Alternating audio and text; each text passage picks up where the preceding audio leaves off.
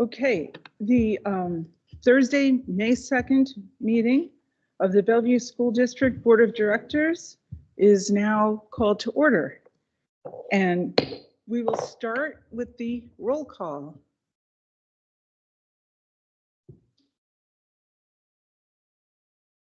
Phil Block. Carolyn Watson. Cindy Rogan. Monica Webster. Jay Norris. Kelly Aramaki. Okay, so next we'll have the Pledge of Allegiance, and we don't have a student, so I'm going to call on the superintendent to.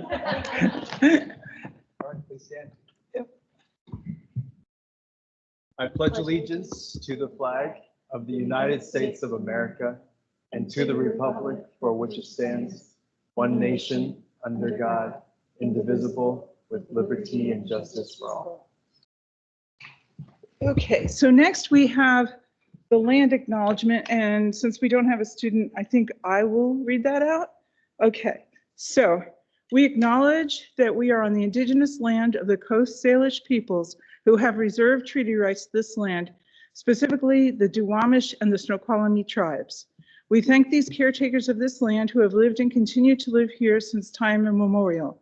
We reflect on the historic context that brings us to reside on this land and accept responsibility to interrupt erasure. We commit to an ongoing partnership with the Snoqualmie tribe as we listen to, learn from, and lead with their guidance. Okay, next we have some acknowledgements. Okay, this is the important dates for the next couple of weeks.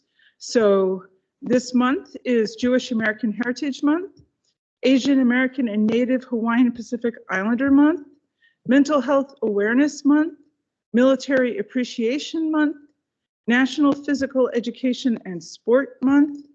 The first was School Principals Day. The third, which is tomorrow, is School Lunch Hero Day. On May 4th, we have Orthodox Easter. On May 5th, we have Children's Day. On May 5th, we also have Cinco de Mayo. On the 6th through the 10th, we have Teacher Appreciation Week. On the 8th, we have School Nurse Day. And on the 10th, we have School Communicators Day. Okay, so next, I'm going to move that we approve the agenda, but we're going to have to amend it slightly. So, yeah. I make a motion to approve the agenda. Okay, but I'm going to have to make a motion to amend it to change the part with the executive session that was at 7 to 7:15, realizing that right after the hearing, we had a moment where we were able to take an opportunity to have that executive session, which is done in the Baker room, and no one can hear it anyway, so it doesn't seem to matter much. So that is an amendment.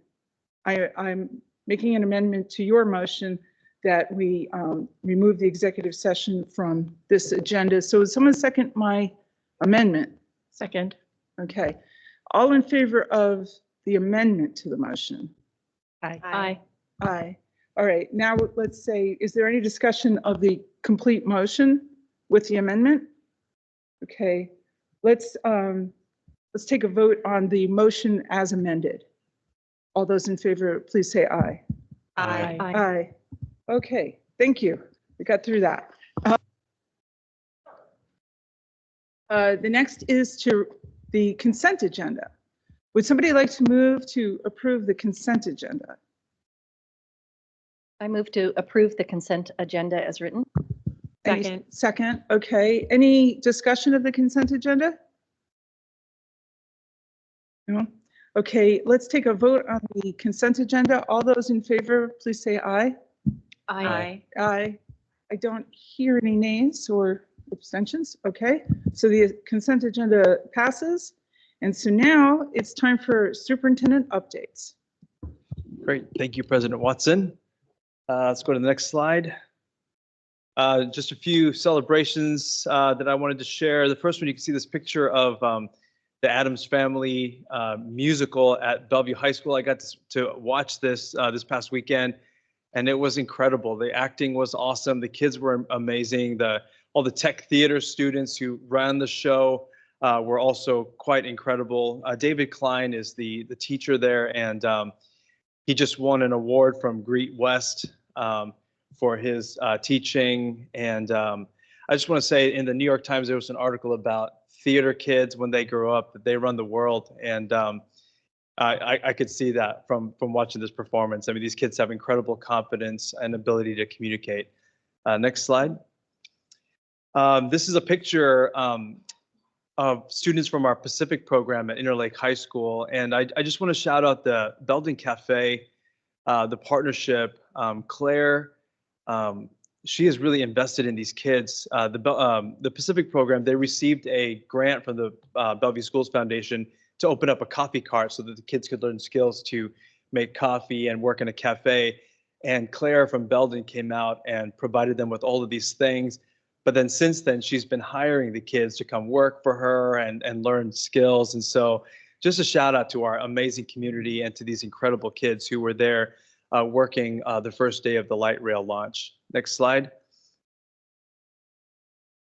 We had our PTSA Reflections celebration in the Factoria Mall. They actually had a little shop front that they had, and you can just see this artwork. I mean, our kids are so talented and hardworking, and this painting is just this student drew her version of an apple, but then shows all these different beautiful kind of famous versions of what these artists might have drawn an apple. And her whole purpose of drawing that was to talk about the importance of diversity and how different ways of looking at things matter. And it's important that we see it all together. I mean, it's just really gorgeous. And so kudos to all the kids who worked hard on the PTSA Reflections program this year.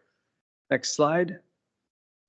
Last week we celebrated National Bus Driver Appreciation Day, and I was telling the bus drivers, I mean, this year more than any, we just realized just how important our bus drivers are. I mean, they get our kids to and from school, and if you don't have bus drivers, that part is really hard to do. So I'm thankful for them.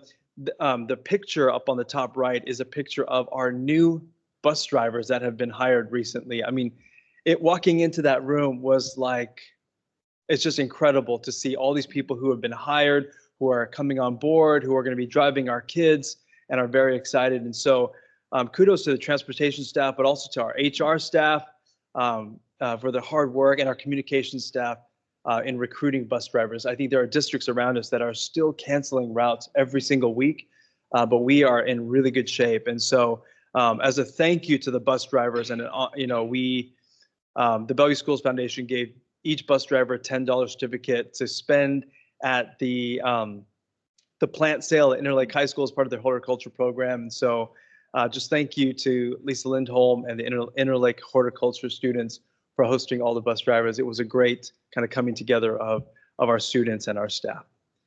Next slide. One more partnership highlight is Rainier Athletes had a fundraiser this past weekend, and this is a picture of a mentor, a mentee, and then the student on the right is a senior who has decided, because of how much he's been impacted through Rainier Athletes, that he is going to mentor. And so you see a mentor, a mentee, and then the new mentee. And it's just the power of people investing in each other's lives. That is what Rainier Athletes is all about. And so we're thankful for Rainier Athletes. Next slide. This is, as you mentioned, Jewish American Heritage Month. And so last week, the superintendent cabinet and we went out to the Holocaust Center for Humanity in Seattle.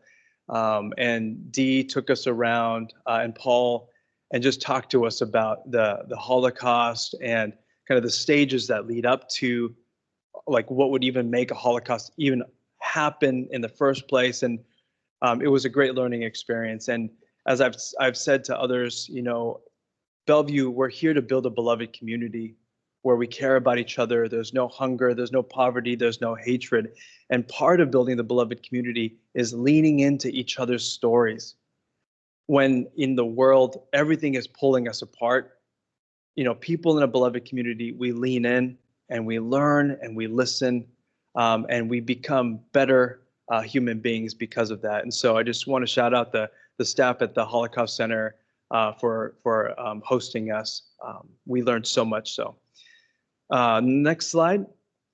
I know we have a couple of people who are going to do public comment about Polaris, and so I just wanted to make a couple of just remarks about it. We have a couple of district staff who will be going to Lake Hills to talk about Polaris and answer some questions this coming Friday. So that'll be an opportunity for people who go to be able to talk through some of the questions, hear more of the rationale of our decision and things like that. But I wanted to just kind of set the stage by sharing some basic information about Polaris and our decision to have the families that live in Polaris go to Lake Hills and then either Odell, Highland, and then Sammamish High School. So just a few things, I'll just go down these bullets. First of all, there's about 360 units. About half of the units are suitable for families, 1, 2, 2 and 3 bedroom apartments. They are for people who are 50 to 60%, who make 50 to 60% of the average median income. The folks that qualify for this are kind of folks who are working families. And so BSD staff, we have people from Overlake Hospital that qualify. And so there's a number of people that are working who qualify to live at Polaris. We have 72 students so far who have moved in since April, about 29 students in preschool through 4th grade. So about 29 elementary and the rest are middle and high school.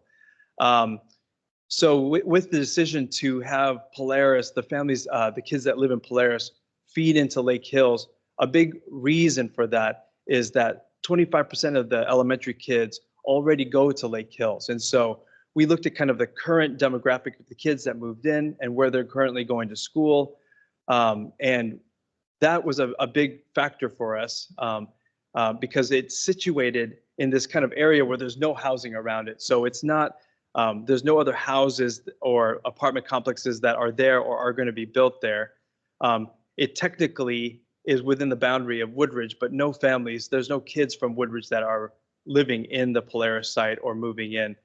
And so we, the next thing is it's an administrative decision that we made. So we are not making a boundary decision we're not making any boundary changes that would shift that whole area over to Lake Hills. It's just an administrative decision for the kids who live there that we would let them go to Lake Hills and then they could choose Odell or Highland if they want to, and then Sammamish High School.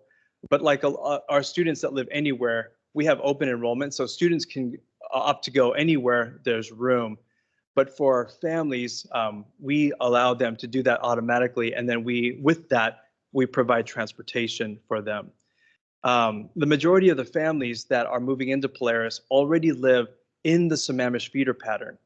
And the reason that is the case is because we have a partnership with Bellevue LifeSpring, who has been working with families that live in that area to sign up for Polaris. And so a big push for us has been, as we've opened up more like affordable housing, we want to get our families in.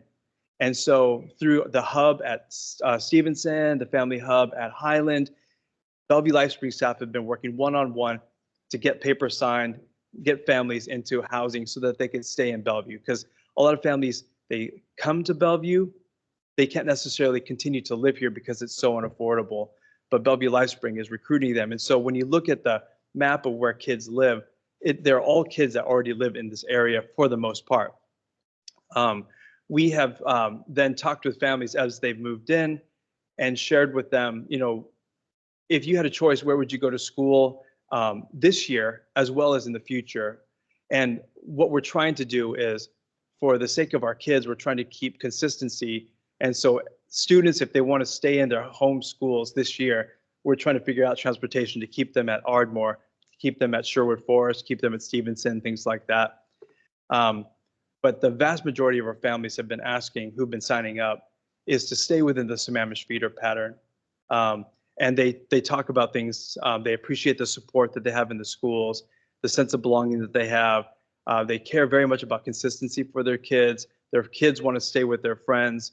And then they appreciate the resources that we have. So they talk about Jubilee Reach, they talk about Bellevue LifeSpring, the hubs and things like that. So from talking with the families, we made the decision that that's how we would have that one housing complex go as far as enrollment.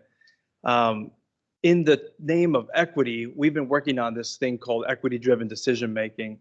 And a big part of that is listening to families who are the most marginalized in our system.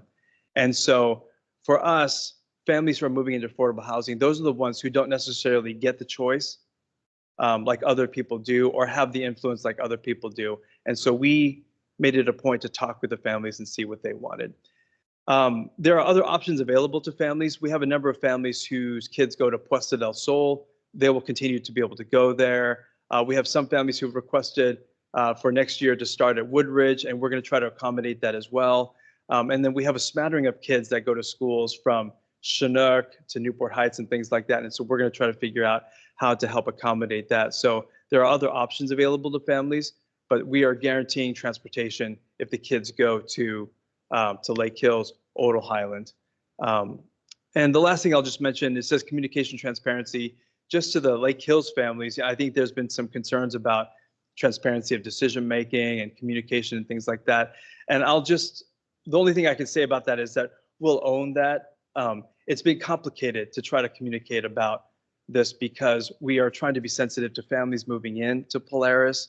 The decisions have been kind of fluid because as families move in, we're talking to more and more families. And so it's not been really like an easy, ideal, cut and dried, we're making this decision, this is happening. And we've been trying to protect families as well. But in trying to do that, I think some families, particularly at Lake Hills, have felt like we've not been super transparent about the process and about the decision. And so I'll just own that. That's something that we can always continue to work on and improve. But that's kind of my basic kind of intro to the what's happening with Polaris at Eastgate. We're excited about this affordable housing in Bellevue. It's important for us because in Bellevue, it is unaffordable. It's one of the reasons why our enrollment is declining so much. And so we embrace the city's efforts to make housing affordable to working families. So with that, I think that's the last of my comments. Is that it? Yeah. Okay. Okay, so now it's time for public comment, and I rely on Chief of Staff John Harrison to have that organized. Do we have any public commenters? President Watson, we do. We have three public commenters who have signed up, three in person. All three are here and ready to present. George, do we have anybody online that's requested? So we've got the three speakers here. Okay. So, Want to do your? oh, right. Public comment guidelines. So I always sort of paraphrase these. You can read them, but basically the board appreciates the public comments, and we only really have 20 minutes because we have to get all the other business done. And if you would like to address the board, limit your remarks to 2 minutes. And to maximize, please use just the time that you need. And you can always give in written comments to the board secretary, which will get put in the official record. But when you're speaking, it's important to remember the comments should not be libelous, slanderous, be an invasion of privacy, be obscene or indecent, violate school district policy on school premises, or violate a lawful school regulation, or create a material and substantial disruption of the orderly operation of the board meeting. So with that, you can see all the details, but we'll just go ahead to the first commenter. And so the first commenter is Lana, and Rachel and Hortensia. Towards the end of the comments, you can see the time on the screen here. If you could start making your way up to the podium, and please introduce yourselves when you get to the podium so the board knows who you are.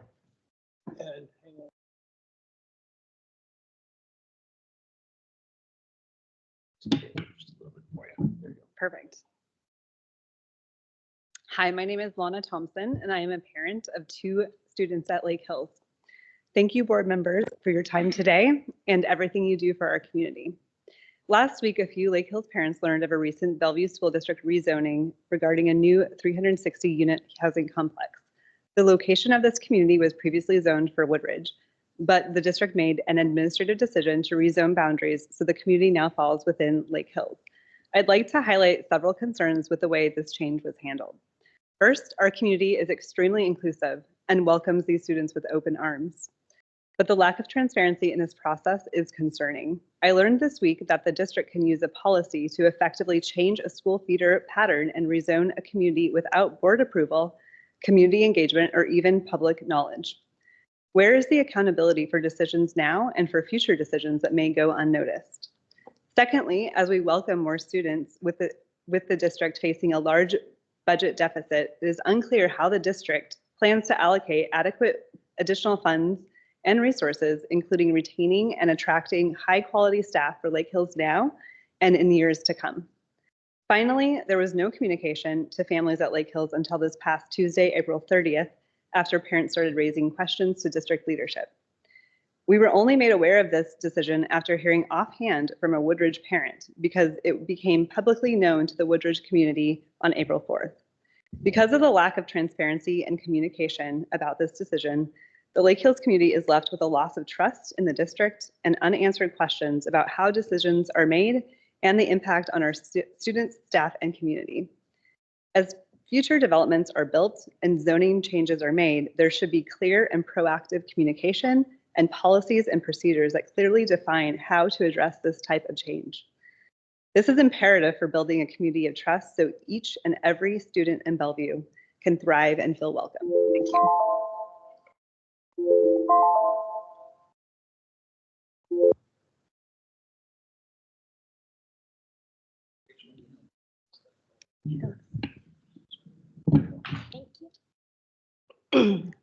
Hi, my name is Rachel Dawson, and I'm a Lake Hills parent and a PTA board member. I'm here with concerns about the decision-making process behind the rezoning of the Polaris housing community from Woodridge to Lake Hills. In an email from the district this week, two key reasons were provided behind this decision. Number one, of 29 elementary students currently living at Polaris, 25% already attend Lake Hills. I believe that equates to about 7 students, which the email referred to as so many students already at Lake Hills. Was the location of 7 students truly a primary driver when a far greater population is impacted? Number 2, in considering equity, the current Polaris families were asked their preference, which is reported as a strong preference for Lake Hills, mainly because of the available resources and sense of belonging. While I appreciate that, I'm saddened that there wouldn't be the same welcoming and resources provided by the Woodridge feeder pattern, and even more saddened that the district acknowledged this and was okay with it. With these reasons given, I'm left with suspicions, concerns, and unanswered questions. Did the BSD equity team have a say in this? I'd be interested in their view. Are there any impacts to funding or Title I status? With a 64.5% low-income population at Lake Hills, our Title I status seems set, but I'm curious of the impacts to Odell, Sammamish, and Woodridge. How will this impact our students? The email noted 2 additional staff next year for 40 to 50 new students, and that class sizes won't increase. This doesn't sound sufficient to me, and unlike other higher income schools, our PTA does not have the means to fund additional staff, like I know is done elsewhere. I'm meeting with district representatives and other families tomorrow, and we would love a board member to join as well, if any of you are available. I think you all have my email. Thank you for your time today and for everything you do for the BSD community.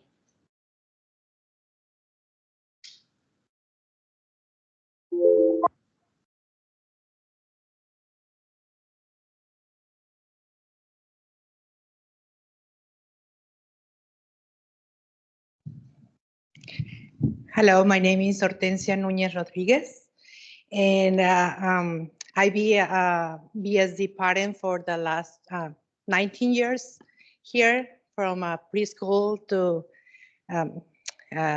graduate to grade 12. I be a volunteer for 14 years here in the volunteer system, and now I am a staff member for the last 7 years. So I can see that I love and I really appreciate all the job the Bellevue School District do for our community. And like my concern right now is that for the last 5 years, I was working at Lake Hills Elementary, like a family engagement specialist. I can say that I can know the community over there. I really love it and appreciate all the support they do for our students. And clearly, I can see that probably the reflect of the concern right now, maybe no is the concern of the whole Lake Hills community. And I work very close with the family, mostly with the families of family that are low income, family of color, like I say, or more vulnerable families. And they are so hardworking. And for the other hand, I work very close to the families in Polaris. I volunteer to work with them to welcome into the schools, give it all the welcome that they deserve. And they talk with me. I was there and they open it to me and say the desire to stay in the school they belong. And they have all the connections, the networking for the working parents. And I can see at Polaris, we have a very nice and wonderful community living there, staff members, military members, and a lot of our coworkers. Thank you.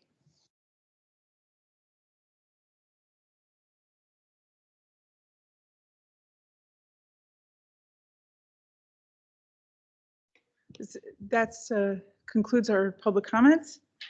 And so now we're going to go on to the discussion of the resolutions and agenda item 5.1, resolution 2024-3, general fund extension.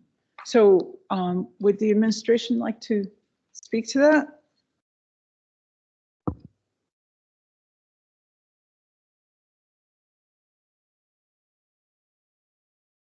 Yes, I would. Thank you very much for the opportunity. My name is Melissa DeVita, and I am the Deputy Superintendent of Finance and Operations. We are asking the board to approve Resolution 2024-03, increasing the general fund expenditure limit for the 2023-24 school year from $383 million to $397 million. The reason for this request is for, number one, more enrollment than we had originally forecasted in October and the additional staff that we added to support that additional enrollment. Since then, enrollment has continued to grow and we've added an additional 156 students. We have expenditures exceeding budget in special education in the area of $5 million plus. And we're asking for some additional capacity for any additional unforeseen circumstances that occur between now and the end of the fiscal year, which is August 31st. Okay, so in order to discuss and approve this resolution, would one of the board members like to move that we consider this resolution as drafted here? I propose to consider the resolution as written. Okay, Second. all right, now, great. So do we have any discussion on this resolution? Would anybody like to discuss? I have some discussion. Okay, My understanding of this budget request is that there are kind of three main buckets of funding. One being additional student enrollment, and that's both a cost and a revenue. Another being contingency, and then the third being special education. And what's caught my attention is it feels like we talk about special education costs a lot when it comes to adding funds to the budget. And I fully believe that we need to provide all the services that the special education students need, but I'm concerned about the difficulty we're having in making accurate projections about what those costs are and being able to match those costs with revenue sources, with appropriate revenue sources. So I would encourage the district and superintendent to think about ways that we can get better information related to those. I have some things written down because really it would be good to have some better understanding. You know, this feels like one of those things that is board oversight, that when you see the same issue come up multiple times, that you need to start asking questions. And so that's what I'm trying to do here is say, hey, we need some more information. And this feels like it's something that's come up a couple of times in the short time that I've been here. And I look forward to having that future engagement.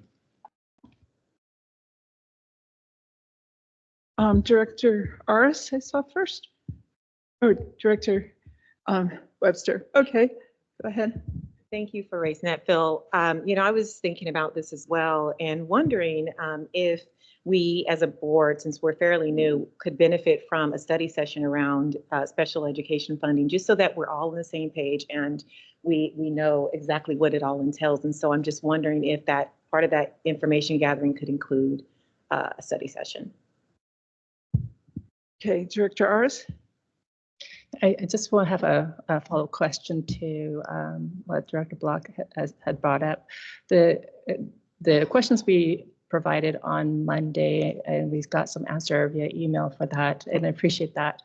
The 721 new students then projected, is the additional cost all related to the additional students, or is that just overall? So a portion of it is for regular instruction, which is $8.2 million. Part of that, a significant part of that is for additional students. So if you look at that and think about 25 students per classroom on average, so 7 times 4 is 28. So 28 teachers at $150,000 each. But we don't always get them in blocks of 25. So it depends on where they came into the district and what class sizes already were in the October timeframe. And so it varied where all that staffing went to, but it went to a number of different places. Thank you. Okay, well, okay, Director Rogan. Okay. Just real quick, I love the idea of a study session. I think that's a great idea. I just want to reference something that we talked about on Monday and reinforce that I think it's really challenging to understand the impact of this post-pandemic world we're living in and the amount of expense that a lot of our students are requiring right now with additional mental health supports and additional needs just coming up all the time, especially with not just our existing students, but with new students enrolling. So I'd be really curious to maybe even tease that out more specifically of what the specific impact is of new students coming in with higher needs and continuing to support in every way we can. So I appreciate this. I appreciate the information. I would like to add, and I don't have the numbers in front of me, but we did meet with Executive Director Jorgensen today regarding special education, and we have received a significant number of additional students with special education needs, and we've also, our percentage of students with special education needs has grown significantly since the pandemic, and so part of those things are driving the special education costs, and we're happy to go into detail on those fronts as well. In fact, we have 250 students right now with special education evaluations going on. So but we'd be happy to share all of that information and talk about some of the things we're changing in order to address what Director Block said about getting better at budgeting special ed.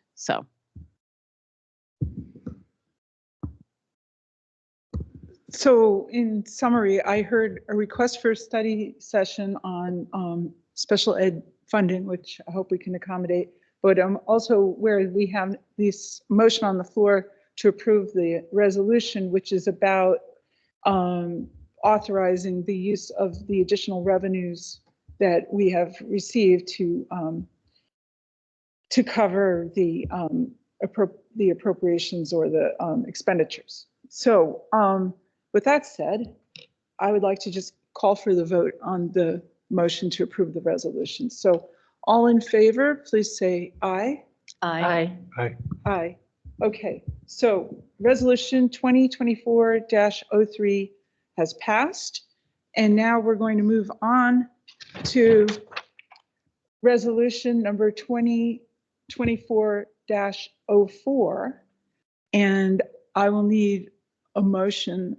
I around this. move to approve the capital fund transfer resolution. Okay, all Second. right, second. So would anybody like to discuss this, have some comments on this? Would you like an overview, President Okay. Watson? So this resolution is asking the board to increase the amount of money that we can transfer from our from our capital projects fund to our general fund. Under Washington state law, there are certain expenditures that we can make out of our general fund that can be reimbursed from our capital fund. And we have been doing this for a number of years for these allowable expenditures. As the general fund has gotten tighter and we continue to face potential shortfalls, we have been reassessing which expenses are reimbursable from the capital projects fund. We've been soliciting information from other districts, and we've been working with the OSPI to ensure that the changes that we're making are aligned with the state law. So basically, us being able to do this creates greater opportunity to use our general fund dollars for other needs. And so we're asking for you to increase this by just under $2 million.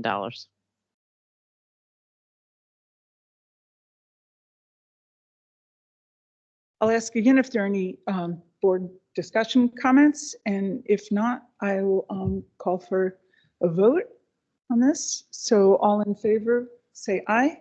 Aye. Aye. Okay, so resolution 2024-04 has been approved. Okay, so next we are going to move on to some reports. And our first report is the annual plan report on the topic of equity professional development. So let's see if staff would like to present on that. Sure, I'll kick us off. I just want to, before I turn it over to Sharon Couts, our Executive Director of Teaching and Learning, I just wanted to kind of read the first paragraph of our equity and accountability policy. It says, all students have an inherent right to an equitable, accessible, inclusive, and culturally responsive learning environment. The district values students' diverse ideas and contributions and believes that students' identities and backgrounds should actively contribute to their successful academic outcomes and that of their peers. Diversity is a core strength of our district and requires that we work systemically to eliminate racial inequalities and inequities for all marginalized students. And so I'll just say like that still rings true and is very relevant. And I wanted the community just to hear that we are absolutely committed to that statement and to the work that is outlined in 0130. A couple of board meetings ago, we talked about the application of that in giving students access to advanced placement. We talked about the importance of culturally responsive instruction.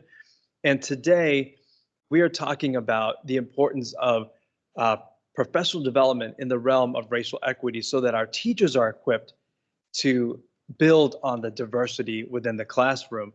And our students, I'm remembering when our Black Student Union leaders came and talked, they were talking about the importance of our teachers having the skills to be able to navigate all of the challenges of the world in the classroom and to be able to elevate the brilliance of each of our kids.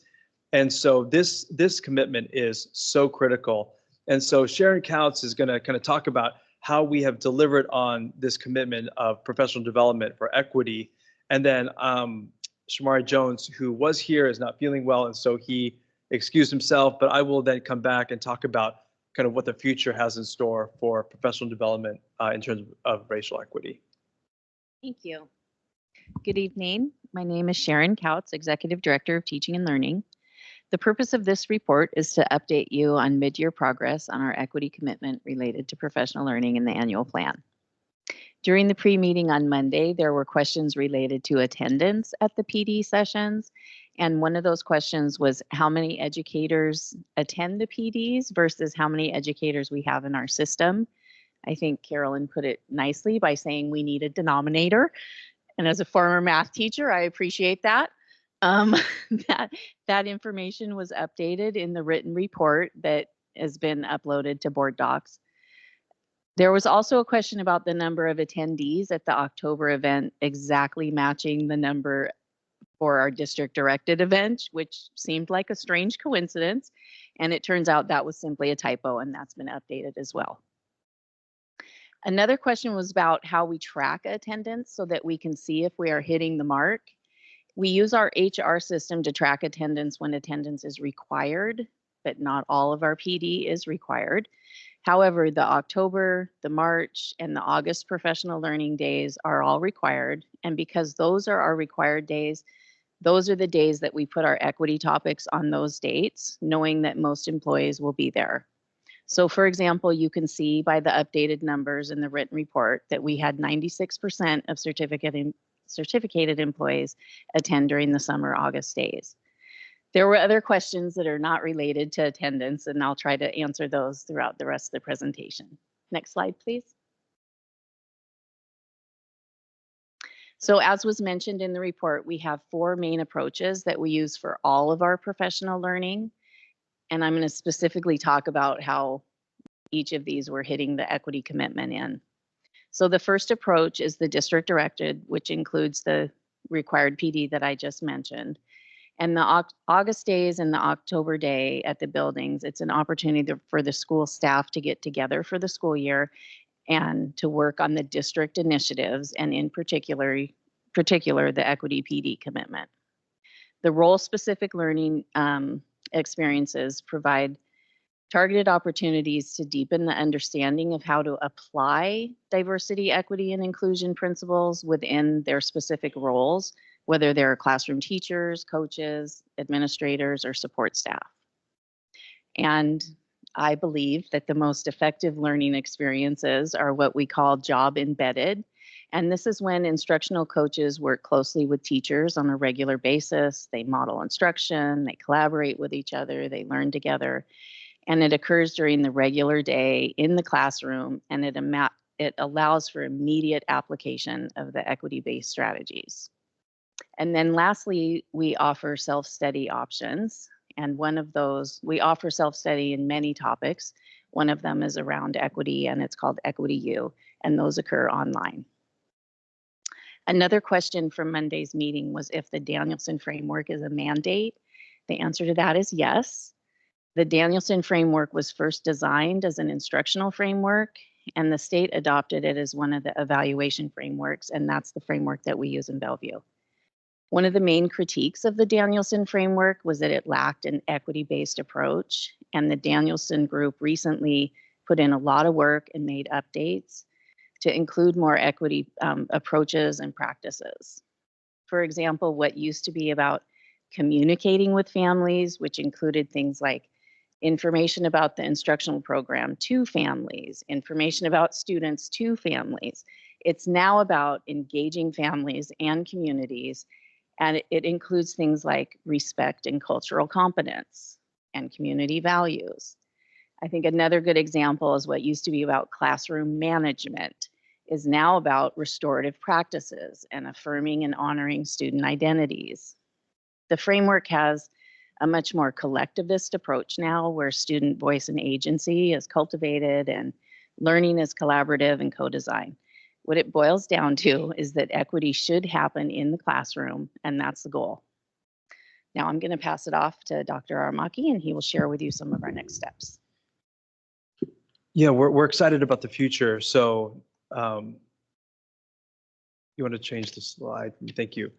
I think between Shamari Jones, our Director of Equity, and Melanie McGee, Director of Program Management Office, and some others, including our chiefs of schools, we're planning to build out a comprehensive professional development plan around equity.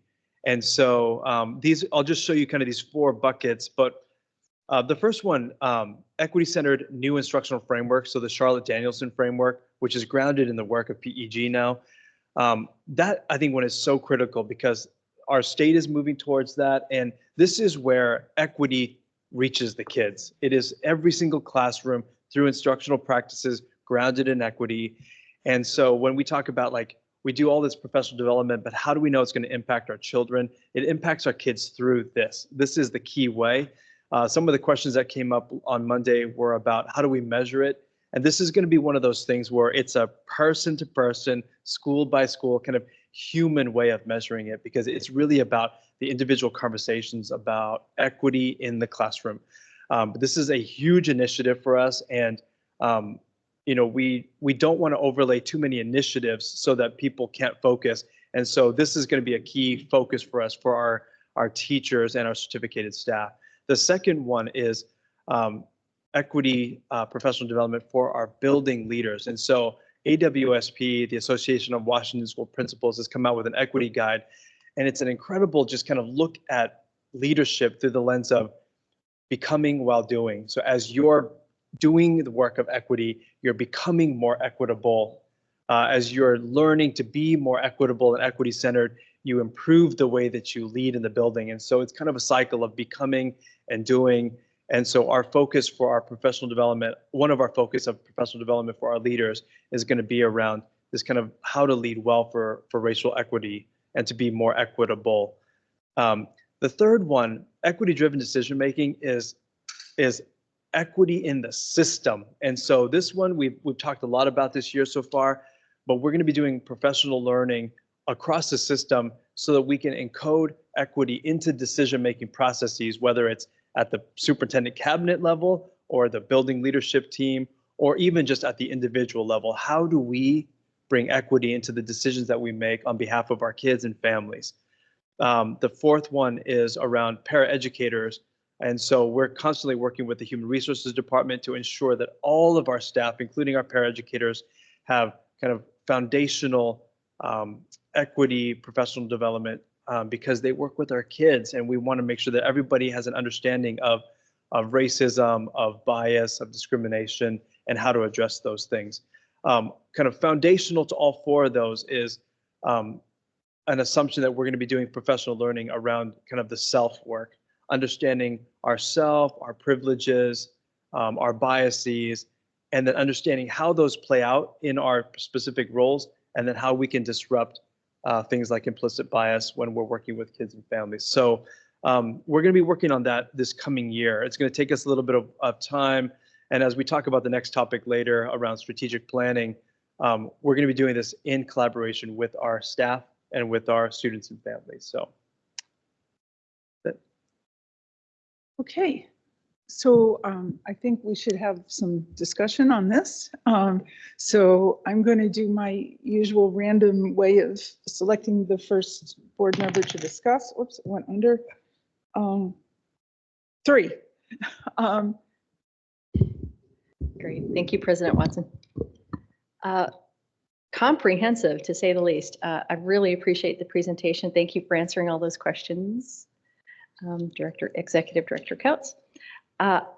I'm just still really taken with the Danielson framework enhancements, and so excited to hear how it's going to really impact specifically in the classroom and specifically in our school climate and culture. I know our folks have been working on this for years, but to have a supervision and evaluation document that's going to help drive that, I think is just powerful. It's going to be a resource that's going to be, it's going to be hopeful and exciting. I appreciate the extra information about the way this is just shared in terms of the system level with the EDDM all the way down to the paraeducator training. A little bit curious about where the job embedded coaching comes in with our ITCLs. I'm curious how they're playing a part with the REI teams, or how that might be rolled out as a part of this plan, or if it's a part of this plan anywhere. But other than that, kudos. Thank you for the report. Okay, Director Webster. Sorry, I squeaked. Okay. So first, thank you so much, Ms. Couch, and really wanted to thank Dr. Armaki for kind of leading the presentation with sharing the commitment, the district's commitment to our equity and accountability commitments that the board passed a few years ago. I was fortunate enough to be a part of that group as a parent some years ago, and so the policy is near and dear to my heart. But just really appreciate you starting us off that way, and we as a board are committed to those commitments as well. Really excited to hear that we're going to be exploring an equity development plan in the near future. So really looking forward to hearing more about that. And the question that I still feel like I have, and perhaps I'll get answers another time that I asked on Monday, was around potential unique opportunities for PD around like specific needs of each building, because each building has a unique culture, challenges that the students and the staff are facing. And I'm just wondering if there's been any conversations about specific PD that might be needed or appreciated based on the unique needs of each building space. So still wanting to hear about that. But other than that, great job. Thank you. Okay, Director Ars. Thank you very much for the presentation today, as well as the report you submitted for us to read on for Monday, last Monday. As I said before, it was nice and dense. It was a lot of information, a lot of good work there. I'm excited about the Danielson as well. I think to be evaluated and having tools and being embedded into classroom is just phenomenal. Curious to see how it, evolves here forward. I did ask a question on Monday regarding PD as well, and it was specifically around how do we get the buy-ins to make sure that people who need the training or specific parts of the training or certain areas of the equity are getting it, and making sure that it is labeled and described in a way so that people can see it easily. I think often when people look at training, they go to areas that they're comfortable in or their field to see if it's there. And I think it's really important that there's cross-pollination across all the fields so that people can have feel confident because they have the tools that they originally did not have.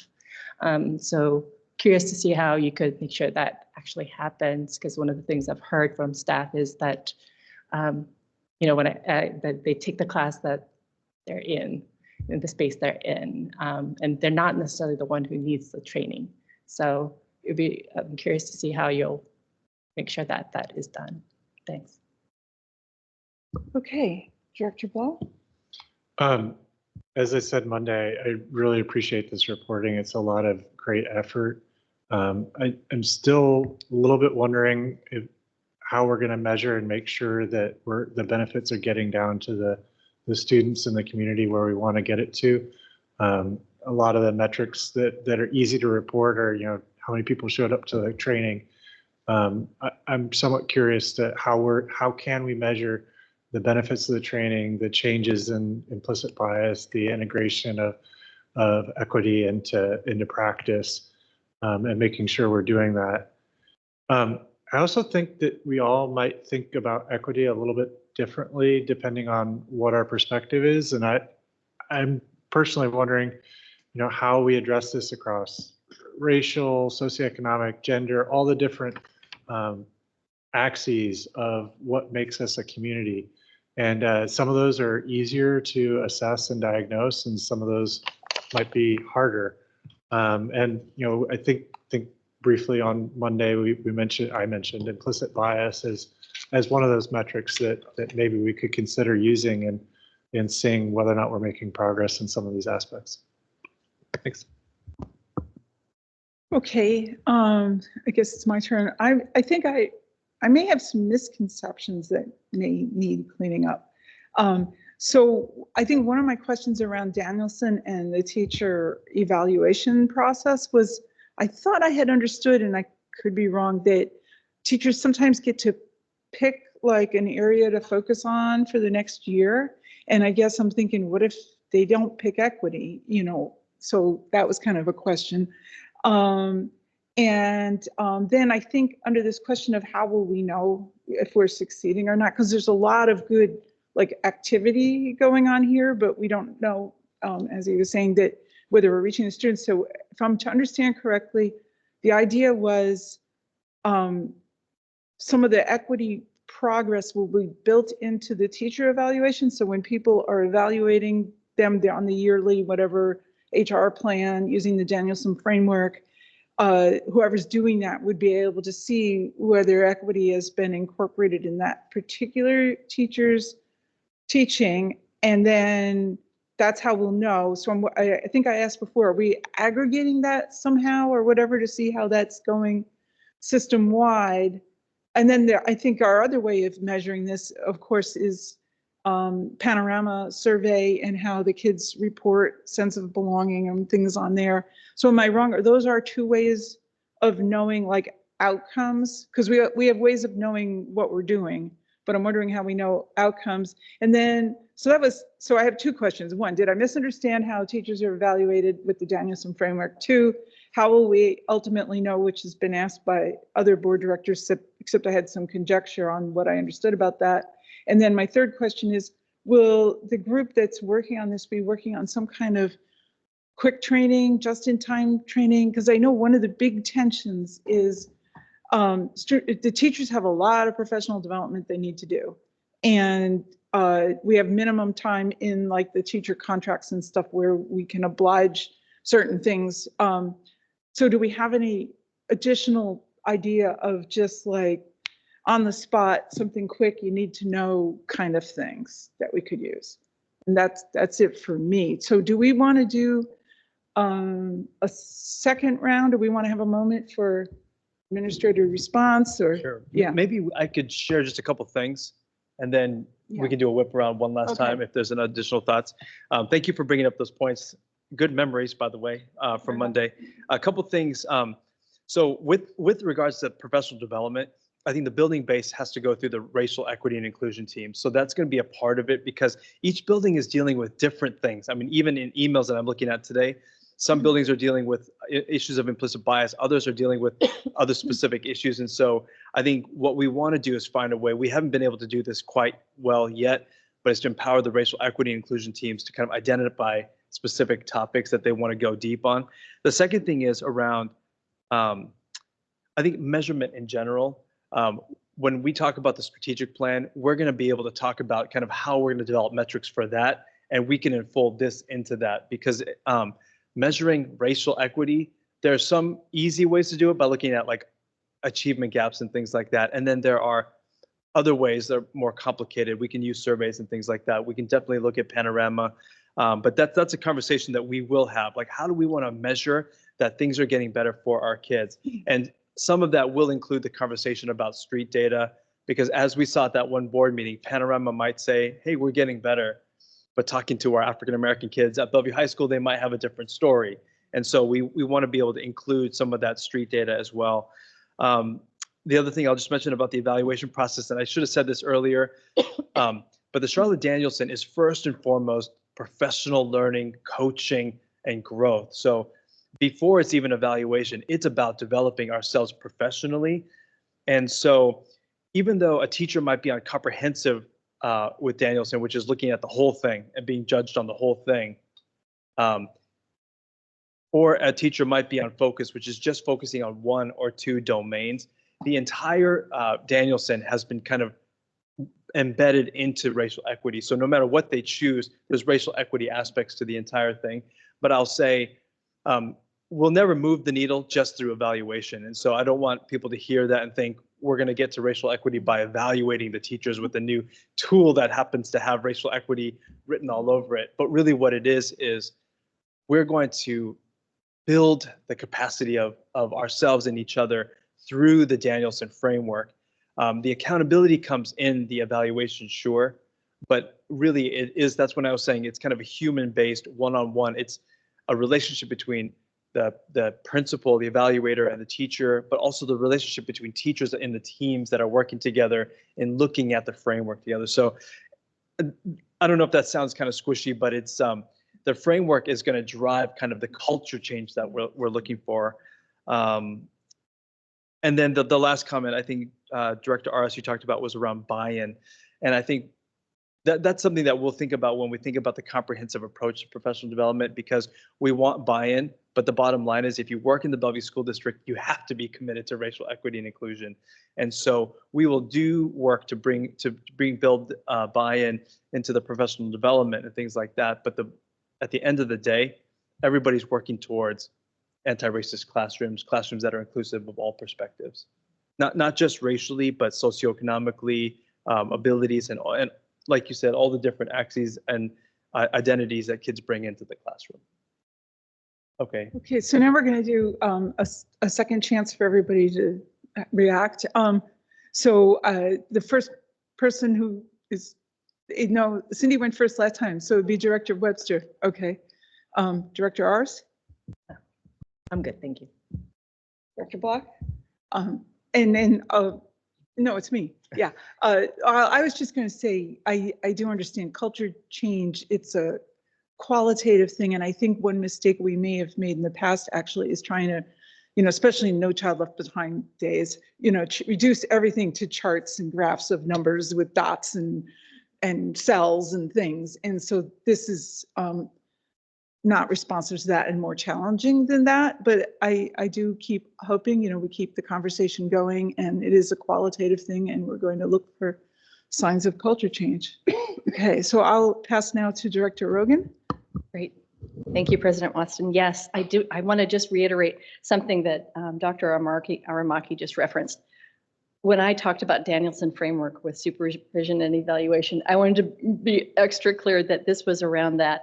It's a tool for conversation, and I'm really hopeful that the conversations are coaching based before evaluative. So if I made that leap, that was an error on my end.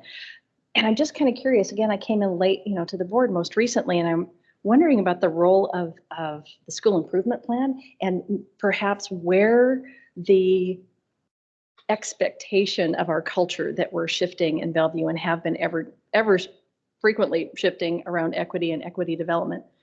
How is that showing up in SIP, and where is it being evaluated with professional development and celebrating the learning that's going on and celebrating the student data, the correlating student data, because I know it's there. Not always with bells and whistles, but we're making progress, steady progress. So anyway, I was just curious about that little piece about SIP.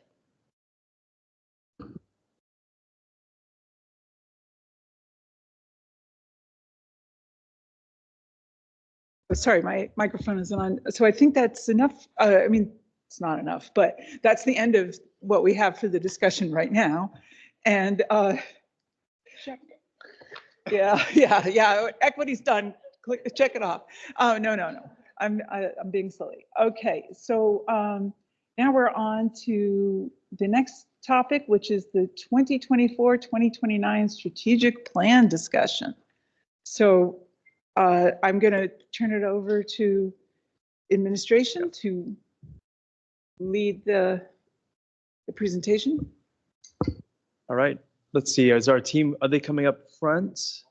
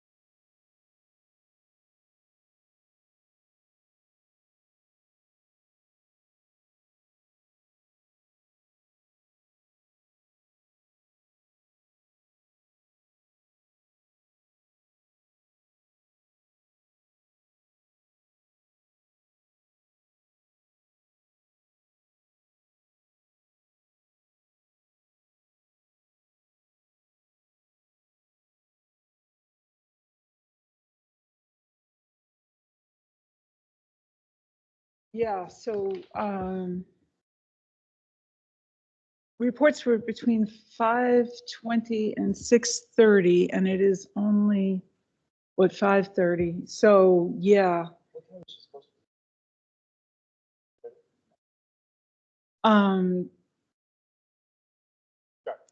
We can start, okay, otherwise I was going to try to get a motion to flip things around. Yeah, because we could flip things if that would be better for the presenters. We could do a board discussion for 20 minutes that would. Summer board meetings. Let's do that. Or summer board meetings? Yeah.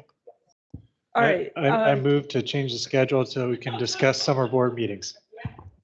Second. All right. All in favor? Yes. Aye. Okay, so we're going to discuss summer board meetings to give a few more minutes for the presenters to collect themselves. Okay, George, there's a slide. If you could find the slide, please.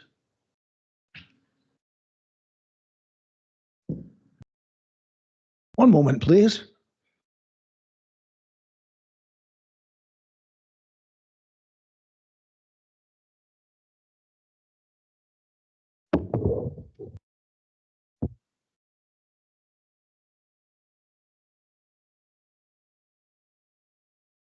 There we go. All right, so your policy 1400 that codifies how you conduct your meetings states that the calendar for July and August will be updated at the first regular meeting in May. So here we are, the first meeting in May, and just a reminder that your policy and state law requires at least one meeting a month. So not to have a meeting in July is not an option. So originally scheduled was the July meeting for Thursday, July the 18th. We are recommending that that meeting be moved to July the 25th to accommodate summer vacation schedules. And we're also recommending that the August meetings scheduled for August 1st and August the 15th remain as scheduled. So that is our recommendation to you, and over to you to discuss and hopefully approve. okay. Maybe we should have a little discussion on this. Do we need to approve it? We need a motion? Okay, Make a motion to consider the summer board schedule. all right, who wants to? Second. All right, thank you. It's quicker than I can say it. All right, all in favor of, oh, no, let's have the discussion. All right, let's have the discussion. So let's see. I think it's going to start with Director Aras. I'm good with the dates. Okay, So just for context, this is the administration saying that they're seeing these conflicts in these dates, or was these board yeah. schedules that were shared with you, or where did this come from? I'm just trying to Correct. understand. So last summer you approved the meetings for the entire year. Policy calls for us to come back and update. So here we are. And yes, it was a recommendation from the administration based on our summer schedule, vacation schedules, to make sure that we could get the right people here for your board meeting in the summer. Yeah, I'm fine with moving the 18th to the 25th in July. I'll recognize the August 1st and 8th, so you can't move it. I'm planning to be out of town, but I expect to be able to participate remotely on either of those dates. Yeah. So yeah, that was, I guess it's my turn, right? All right. That was my question, like, whose summer schedule? That's okay. Okay, that's fine. People who would support us, that's fine. And then I'm going to say, I hope I'm going somewhere this summer, since I haven't been from pre-pandemic. But should that come up, I think I could dial in, so it shouldn't be a problem, right? Okay, so anybody else? Let's see, Director Rogan? Yeah, this actually works out really well for me too. Okay, So it works the out well. I am wondering about the two, so back to back, 1 week apart, but I have a question though. So Okay. we have agenda planning that was supposed to be scheduled on the 19th. Are we moving that then to the 26th? oh, the next day we always have the agenda planning. Correct. Yeah, So we Yes. would move it to the So- 26th. We would hopefully have an agenda planning following the meeting. Okay. they would that's move. all. I just wanted to make So sure. that would be I- another phone-in opportunity if we happen not to be in Yep. town. Yes. So, Director Aras. I was just thinking about this. When is our budget for this next year be brought to us? We did discuss that, Deputy Superintendent DeVita. Yes, so we need to approve it prior to August 31st. So we could present it on August 1st and then schedule the hearings on August 15th and ask you to vote then. When I have just, am I in order? All right, let's keep going. All right. Kinda going around Looks like we're popcorning You're out here. of order. Okay, Okay, yeah. just a clarifying question that I'm assuming we're moving the Monday meeting from the 15th to the Oh, right, 22nd. yes, and I We was would move making that both assumption the Monday too. and Good. Thursday. That the Okay. whole So- thing One moves. that- Yeah, Yeah. so typically, so last summer, we did not have a Monday meeting. Hmm. That intentionally, we try and keep that July meeting light because we anticipate people may be away. So if there's a need, if there are reports, for example, then we would try and have a Monday meeting, but we'll see how that goes. But that's a good point. There would be a Monday meeting if there are materials to review in advance of that meeting. And remind me, did we have any notion about a summer retreat built into this? Or, so we don't know when that, we'll have to work that out separately. So I Okay. guess what I would encourage is maybe we as a board and the staff that supports the board can share our calendar plans for the summer so that we Okay. can facilitate that planning. Yeah. And that maybe do some of the schedule management based on who's actually going to be present in person versus remote between the July and August meetings. And Yeah. Because if people are here the week of July 25th, we could plan a retreat that week before the meeting because that way we'll all be here. Okay. Like the Monday, we could do the Monday or the Tuesday. Yeah. Okay, I'll coordinate schedule, but we'll try that for that week. Okay, Tentatively, it sounds like that works. So okay, put Wednesday, that out the there. 24th. Okay. And Director Block, Retreat your Wednesday, the suggestion is 24th. a good one. We've done that for the last couple of years. So Monica will work on a calendar sharing operation to make sure we can figure out who's all here at the same time. Okay. Well, that's a bit interesting. Yeah, Okay, let's so, jot that down though. Retreat for the 24th, the day before, Wednesday. okay, so we had the motion, the discussion. Let's have a vote. And tentative or for sure? We're putting this in stone. All right. Hope I'm going to be there. No, I mean, I haven't booked anything yet, so hopefully. So, all in favor? Aye. Aye. Not quite sure yet. Okay. No, I voted Yeah, aye. okay. Yes. All right, so that passes. So Thank you. we've got some schedule set. And that gave us a few minutes to, yeah, Got a we full were, panel now. we were running ahead of schedule unexpectedly, so we kind of threw you off. So are we ready to start now with the report?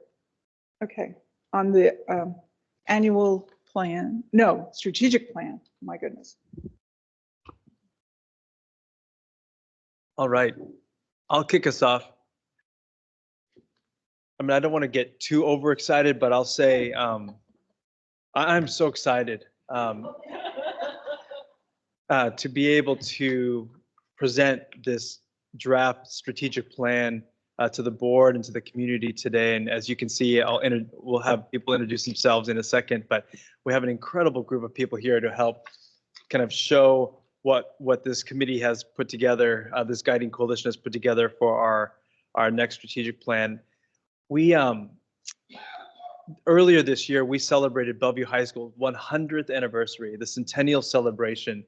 Bellevue High School opened up in 1923, and just coming off of the global flu pandemic, and we're celebrating 100 years for Bellevue High School, and it was a grand celebration. And as we've been reflecting on all that has happened over the past 100 years, I mean, Bellevue is in many, many ways, an incredible school district, so much success, and people come from all over the world to access education here in the Bellevue School District. And so there's so much for us to be proud of. And with that, as we're celebrating 100 years, we are turning and we are looking to the future. And we, like, how do you build on the successes of the last 100 years? And I'll say, this last strategic plan that we've just sunsetted, that the board worked on and that we've been executing for the past 5 or 6 years, it was important. These strategic plans, they're not just things that we create and then they just show up on a desk or up on a shelf. Like, they actually move the work of a system. And the last strategic plan that we put through, the hallmark of that work was a focus on student well-being, mental health, and connectedness, a sense of belonging. Because of the work that the board did in pushing forward that strategic plan, I mean, Bellevue became a place where we really focused on the wellness of our kids. And so we're, as we look to the next 100 years, we are looking forward to just going visionary and building the Bellevue School District to be a place where all of our kids can thrive. What's really amazing about the process for the strategic plan, which our team is going to talk a little bit about, was that it was a totally different approach to strategic planning than we'd ever done before. It was an intersection of kind of our equity-driven decision-making work with strategic planning. It was all grounded in incredible values of inclusion and empathy. And it's changing the way that we're functioning in Bellevue. So it's not, we went through a process that didn't just result in a strategic plan, but in a different way of being for us in Bellevue. And part of that was building the strategic plan from a guiding coalition. And so people have talked about this before. It wasn't just a committee. It wasn't just listening sessions. It was about a guiding coalition of stakeholders that represent the diversity of our community, all different levels, from school board directors to the superintendent, families, kids, staff members coming together to design the plan together. And because of that, this plan that you're going to see is so representative of the different perspectives in our community. Everybody that we've talked to about it has said this really resonates. And I think I attribute that to the fact that we built it on this new process using a guiding coalition. And so let's go to the next slide. I'm going to introduce the team. We have Emily Castle here, who is the Bellevue Council PTSA president. Braylon Minnis is a student at which school, Braylon, are you at? Newport High School. This guy, I can't wait for you to hear from him. He's been an incredible participant. Hortensia, who we heard from earlier, we're just so thrilled to have you part of the team. And then Sydney, thank you for coming and being here and presenting with us. Eva Collins and Melanie McGee are here, who've been kind of guiding this process from the staff side. And then Donnie and Michael are our consultants from CIE, and they're going to talk a little bit. I think Michael, there they are, both of them are here as well. So with that, I'm going to go ahead and turn it over to Michael and to Donnie, who are going to kick us off. Thank you all for welcoming us. And if you could click to the next slide, I'm going to ground us in a really powerful quote from Dr. Sean Ginwright. Thank you so much. So Dr. Ginwright says that the process is where relationships are built, and trust and collaboration are essential for effective social change. And these relationships are developed over time and through shared experiences and activities. And I can't think of a better quote in some ways to capture really the spirit of how we tried to move through this work with young people, with families, with a very diverse group of people in the room, with staff, with educators, just so many different people saying, we didn't just want to come up with a great product, we wanted it to be different. We wanted to come out better. We as individuals and we as a community. So I think today's story you'll hear from the folks on the panel is a story of how not only did we come up with something that's powerful and important and on point, but it also is a beginning of a movement and a conversation about how we move forward together. With that emphasis on together, we can improve our schools and strengthen our communities by doing it together. So excited. I'm looking at the screen and seeing all these amazing people on the panel. I'm super excited to hear them talk. And so with that, I'm going to invite Sydney to share a little bit about what it felt like for her and the kind of relationship she was able to build through the process. Hi, everyone.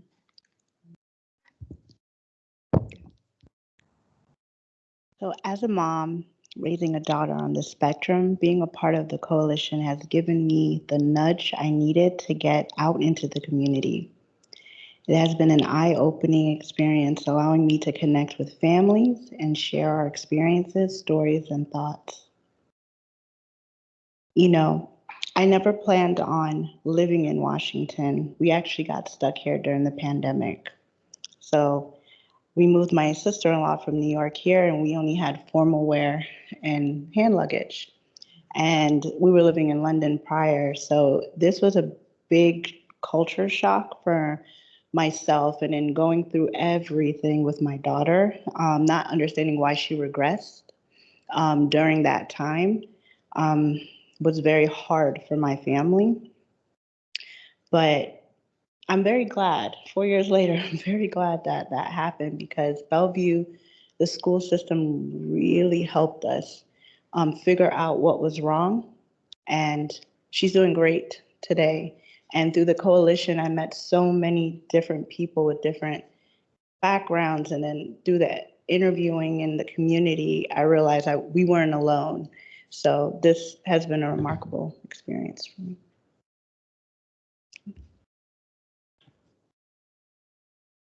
That's only Sydney's first comment. Wait for the rest. She's going to blow your socks off the entire time.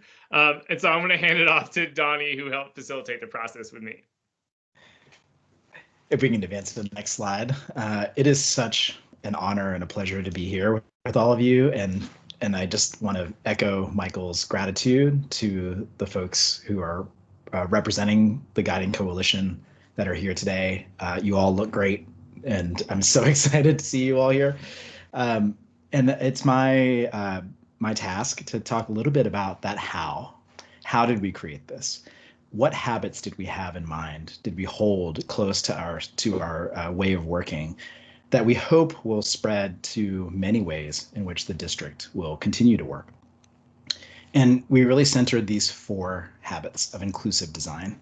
And it starts with the idea of reciprocity, that we share power and we think about mutual benefit when we're thinking about any process.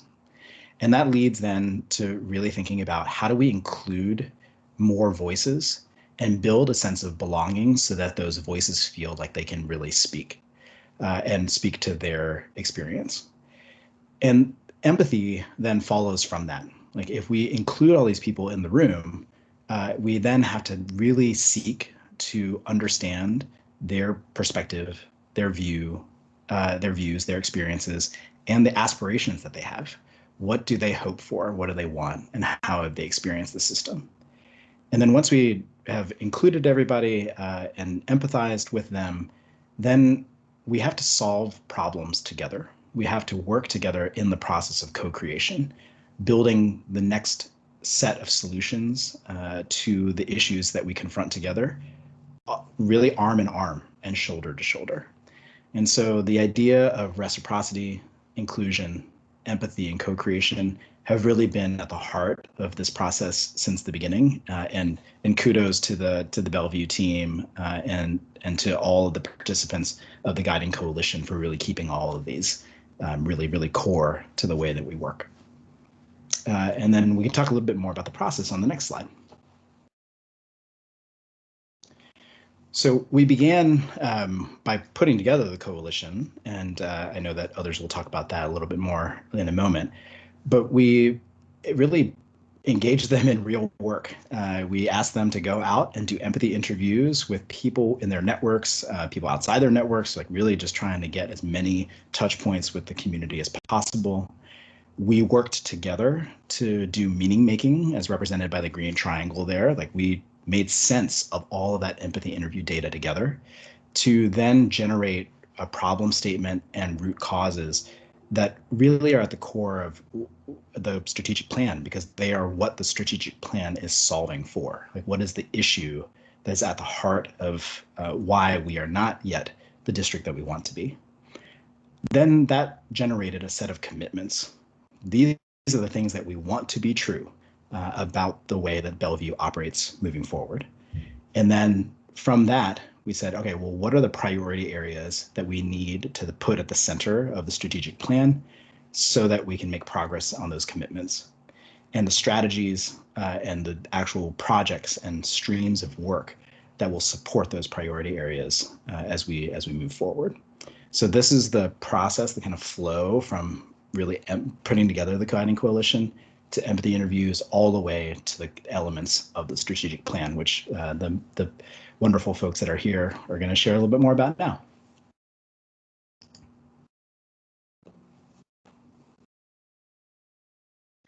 Hello, I'm Emily Castle. I'm a mom of one BSD graduate and 2 current students, as well as the PTSA Council President, and I'm also president at the International School PTSA.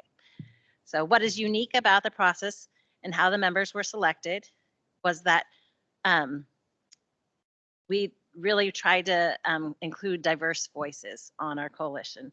So some were appointed, such as the superintendent, or we had 2 board members, and some were selected through an application. Oh, next slide. Oh, next slide.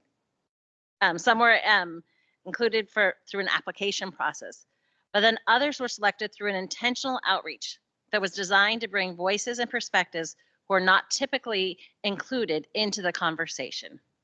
We actively included people who would not normally apply, and we had a cross-section of ages and roles. And what was most important is we really worked to amplify student voice, as we'll hear from Braden later. I mean, he was so powerful, and he just gave such great perspective to what we were working on. And then also giving access to this process to people who were not normally be included. We had really diverse voices, and it was great to hear them all. And the next slide.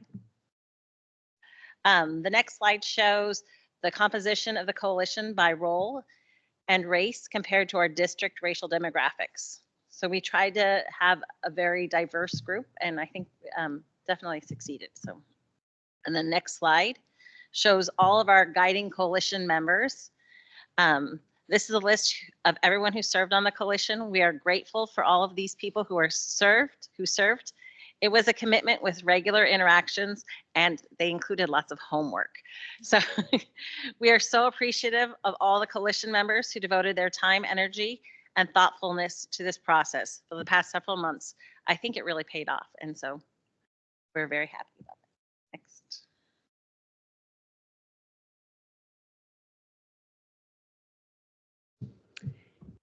So the next slide, we'll be talking about listening to our community.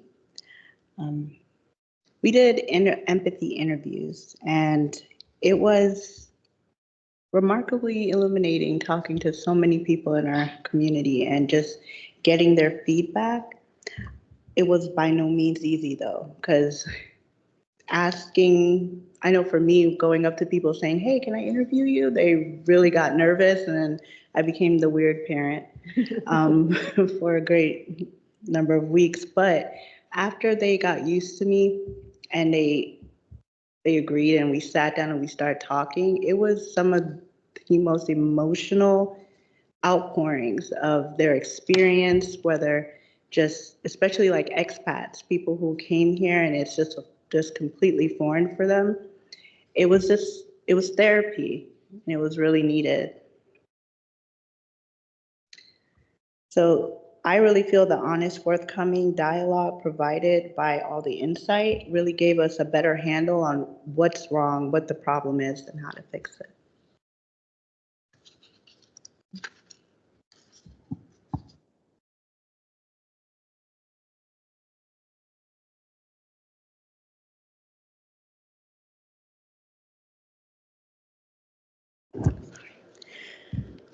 So many of the people I spoke with felt very intentionally ignored, and it's important with listening to our community. And very unheard and for various reasons, not just one or two, but listening to these individuals that are often overlooked is paramount, I realize, for fostering inclusivity and truly understanding the diverse tapestry of experience and cultures within the Bellevue community. The unheard hold unique perspectives, challenges, aspirations that, when acknowledged and addressed, enrich the collective understanding of the community needs. Their insights can reveal critical blind spots, uncover systemic inequities, and highlight opportunities for meaningful change.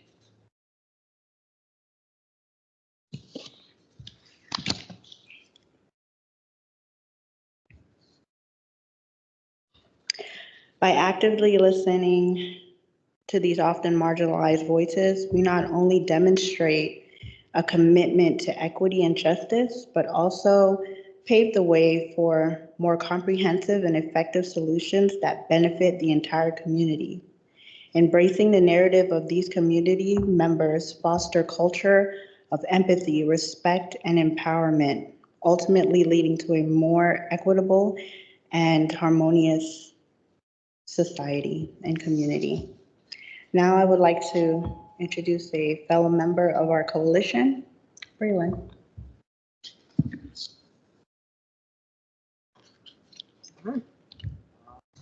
Push hard. Hello, I'm Braylon.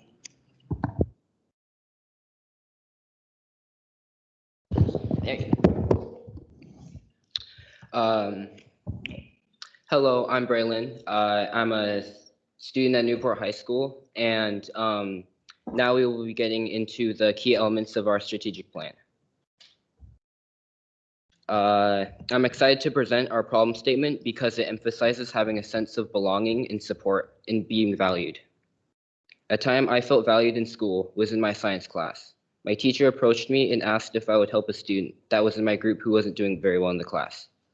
I appreciate that my teacher thought that I was capable of offering another student support, and I want every student in the district to feel that they can also contribute to someone else's success. We as the collective committee agree this was the ideal problem statement that best encompasses the themes and consistencies found throughout our empathy interviews and the needs of our community and district as a whole. Now the statement.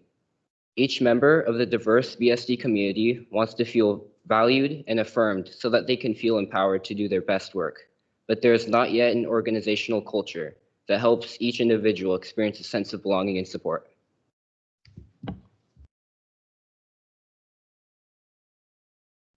Move on.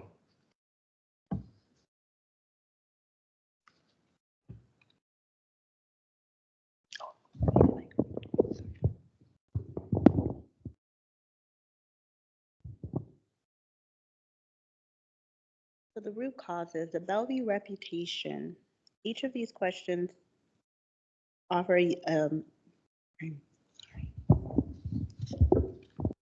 I'm so sorry. So the community has not yet figured out how to acknowledge and adapt its legacy as a district with extraordinary aggregate outcomes, but intense stratification where certain kinds of performances and abilities are valued above others.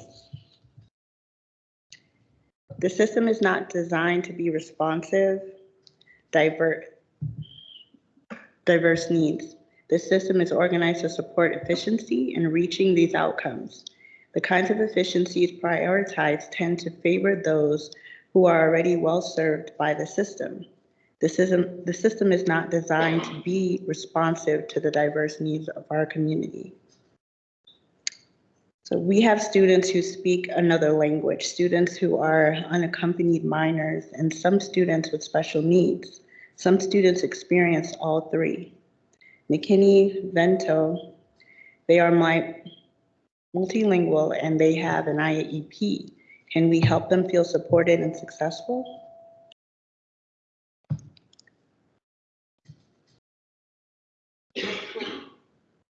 No, it's working. The next one, root causes, is on responsive systems. The systems are not organized to partner with students, families, and educators. District systems are not organized to partner with students, families, and educators to be truly responsive to these diverse needs. The competing pressures and priorities that come from our expectation and mandate stop us from investing in really getting to know our students, families, and the community. Talking about the community, sometimes our systems are not yet connected to support our families. Like, for example, I am in the area for working with the homeless family, and we need to be connected with the transportation, student placement, and other entities in order to support those students. Our family engagement specialists advocate for our students and family. And I would like to work more closely with our other departments in order to serve the more vulnerable and marginal students that we have here. We need the whole system to work together. Some students experience a lot of trauma, and sometimes our teachers struggle that they don't know yet how to support them. Numbers of the students in the McKinney-Vento Act has grown here in Bellevue School District from 200 to more than 700 students in the past few years. Our system wasn't designed to support that. Our community is changing and have different needs. We need to adapt our system to meet those needs. Transactional relationships. The need for an efficient system means relationships are often about compliance and implementation rather than empowerment, innovation, trust, and agency. This is true of many relationships throughout the district. For example, teachers, students, administration, to teachers, educators, to families.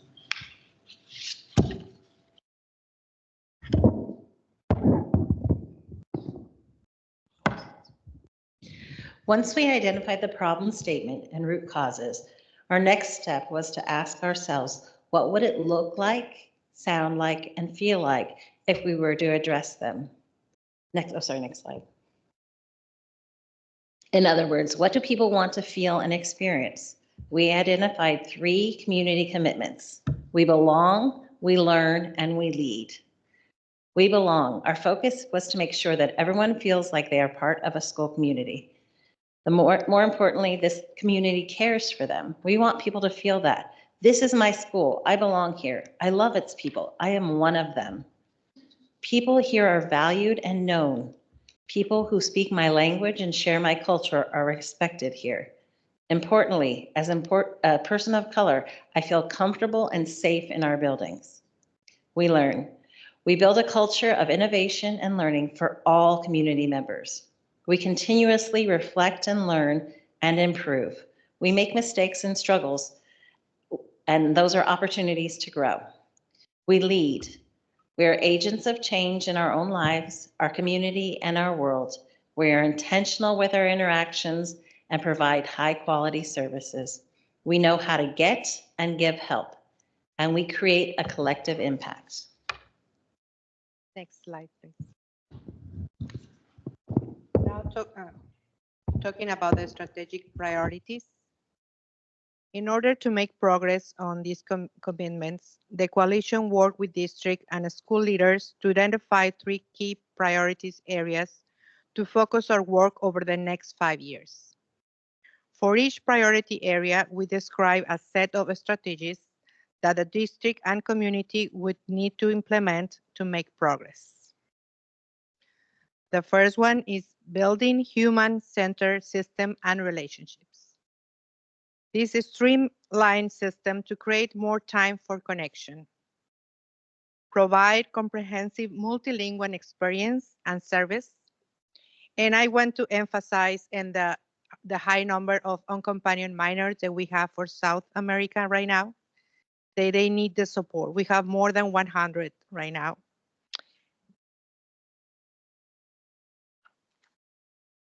Many are dropping out of school. We are not yet meeting their education needs, their financial needs. They need wraparound multilingual service. Another one, ensure that every child and family has at least one supportive adult relationship in the school. As well, develop capacity to address biases, structural inequity, to create authentic relationships across lines of difference. Our second key priority area is to cultivate student engagement and learning. We feel that it is important to build ecosystems suited for co-creation and equity. We want learning experiences that build from strengths and experiences of students. This plan hopes to accomplish this by centering the student voice and agency, building shared understanding of high quality, high value student work and experiences, providing consistent, authentic, and relevant learning, and creating multiple pathways for student success.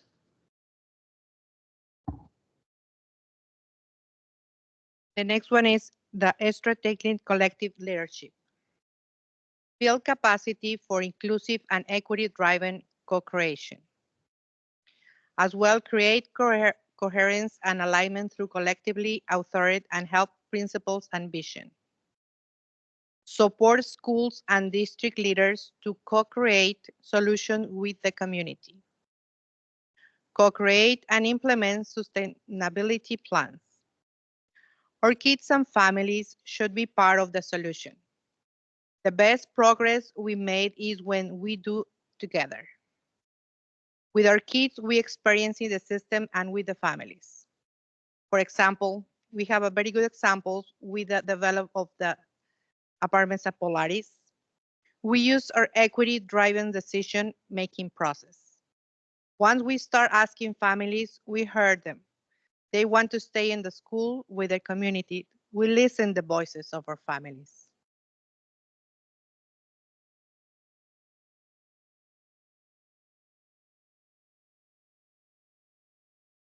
Great. All right. So all of this happened over the last few months. It was a ton of work, and I hate to say this, but that's kind of just the beginning. So there's so much work to be done. You know, I think the way that school districts have done these types of things in the past is they do this incredible engagement. They come up with this plan, and then somebody at the district level then puts together all the metrics and then all the strategies, and then it sometimes looks like the plan that was developed by the community and sometimes not, but we're committed to doing it differently this time. And so for the school board, today is the presentation to the board and to the community of the strategic plan that we're proposing. At the next school board meeting is when the board has the opportunity to approve the strategic plan. So that gives you a little bit of time to marinate on the things that you've heard and read the document again. And then from there, what happens next is the beginning of kind of communicating and socializing the strategic plan. That is for us to go out and just start kind of championing kind of this new vision for the next 100 years for the Bellevue School District and get people excited and on board to build the buy-in. And just from the, as I mentioned earlier, the preliminary sharing of this with different groups of people, we feel really strongly people are going to resonate with the root causes, and then they're going to get excited about the direction that we're headed. From there, as we've talked about earlier today, comes the work of defining key metrics and kind of the implementation practices. And that is going to be something we're going to do together, because what we've learned over the past 5 or 6 years is what you measure is what gets done. And so if we choose the wrong measures, we could be focusing on the wrong things. And so we want to make sure that we choose metrics that are actually going to promote the work of the strategic plan. And then following that, we're going to launch inclusive design teams. And so similar to how we designed the strategic plan, we're going to use that same model to bring teams together to actually design and create the strategies to get the work done. And so when we talk about improving the systems, as Hortensia was talking about, to support our kids who are homeless or our kids who are unaccompanied minors, it's going to be groups of people who come together and design what would that look like, or the goal around every child and every family having somebody that they trust in every single building.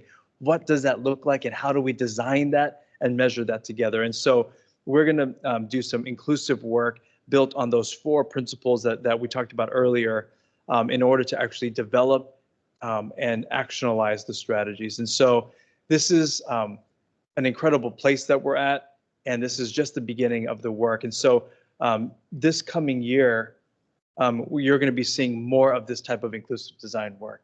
And we're going to be bringing to the board like all the strategies that we're realizing we want to work on and how we're going to measure those things.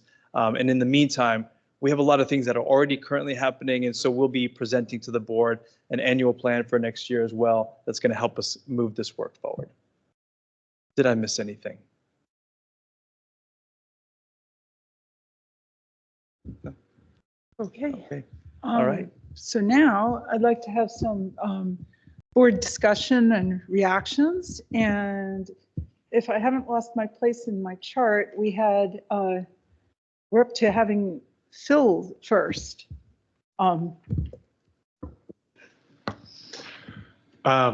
First of all, I want to recognize Braylon. I know Braylon from soccer. It's great to see you, and it's great to see freshmen taking a leadership role in all this. I think that's really impressive and awesome, and that means that he'll be here for the next 4 years, making sure that we're accountable to all these things. And I look forward to that. And his parents back there will help make sure we do that as well. Overall, I really appreciate the strategic plan. I think that it touches a lot of the key points. It resonated with me when I read it. I like to try to find missing things, and I don't feel like I find missing things. It isn't a comfortable set of, here's the problem statement, here are the reasons why. I don't think it's supposed to be. This is meant to spur us on to action and to find solutions. And I think that you've identified a lot of things that are hanging out there and people kind of know they exist, but they don't really know how to take action to resolve them. And I think that that's really a key value of this is it's done a great job of taking a step back and helping identify those problems and recommending some potential approaches to resolve them. I do want to recognize that the district works for a lot of kids. I have one where it works fantastically for him. He's getting everything that they need from a support perspective. I have another one that it doesn't work for. And I think that we want to make sure that we're striving to get to that point where more and more students it works for. And we recognize that there are some students where the current system works pretty well. And there's some students where it's not working very well. And we want to try to make sure that we're meeting that need to support all the students and providing them with a really great thing. So that's my feedback. Thank you. Thank you. Okay, I think I'm next. So I had a number of things I wanted to say. First, I wanted to thank the administrators who I've been told who they are, but I can't remember everyone's name, so I'm going to get it wrong, who found the consultants. Because that was, I know it was Eva, but I think you were working with somebody. Melanie. Oh, okay. So I didn't know I knew it was a duo, I just didn't know. Yeah, they found them because this is such a different approach. Because, I think I mentioned before, I was on a different strategic planning group. Actually, I've witnessed a couple of them. So I like this approach a lot. And also, I'm very hopeful that we are going to retain some of this inclusive design methodology of empathy interviews and co-creation for other things that we're going to do around the district. So that was so first, I love that you found these consultants too. I really like the process and I want us to hold on to it. And then the problem statement for me, that was huge because so often the problem statement or whatever comes is not real. It gets translated out of real into sort of professional euphemisms. And so then you go through another couple of more layers. And I love the fact that this is real, even though when I first saw it, I thought, yeah, a lot of people have worked for decades to try to have this not be the case. And yet it's still the case. So let's be real. And then I'm hoping we're going to have a strong implementation and that we get the details right. And I think you all know, but maybe not, and they know, but some people may not know that the idea is that the strategic plan will come through to an annual plan, which will show us what we're going to do for a year. And then that, with luck, will drop through into the school improvement plans. And then that will be used by teams at the building level, right? So hopefully we're going to be able to permeate the system. I say hopefully because when I first came on the board, that was one of the big problems I identified, that we say all the right things here, and then do they get through? So we'll be looking for that. But thank you for this work. I'm really positive about it. So let me pass the baton down to Director Rogan. Huge gratitude to the Guiding Coalition and to the folks presenting tonight. I have goosebumps. And I've experienced, like President Watson, a few strategic plans in my lifetime, and there is nothing like this one. It's, I said it on Monday, I'll say it again. It is transformational, and I'm super excited to see how this rolls out. And the idea of those root causes causing great discomfort is a really good thing. I think it's so healthy to look at what is underneath all of our lack of being able to meet some of our key populations in our district. We have an amazing district with a lot of success, and yet we've had this bugger of an experience of not being able to meet everybody's needs. And I just am so hopeful about this umbrella plan creating a nest of supports for our community. Can't wait to see what's next. But thank you, and thank you to the consultants for helping to guide this work. Really, really excited for the future. Thank you. Okay. Thank you. Just really want to express my gratitude for you all being here today. And it was just so wonderful to hear your experience, throughout this process, and it was invaluable. So thank you so much for making time to come and share with us. I'm looking at this and I just think it's wonderful. I'll say it again. I said, as Director Rogan said, I think that this is such a necessary opportunity for our district to kind of be intentional around capturing the experiences of our students with qualitative measures. And this is a fairly new approach for our school district. And, although quantitative data has its place, I think that it is really important that we capture the voices, right, and the experiences of our students and our families. And this is a way to do that. And I just extend kudos to the leadership team for allowing such a creative approach to the strategic plan, and grateful to you all for your hard work. Thank you.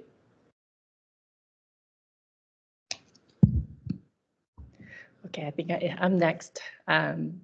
I have to say it was a privilege to be one of the board directors, to be part of this process. It boggled my mind because I think this is, since I've been on the board, this is my third year that I've only known us having strategic plans, but other districts do not. And so to know that we're having one and we're in a process of creating a new one and going through this process was just phenomenal.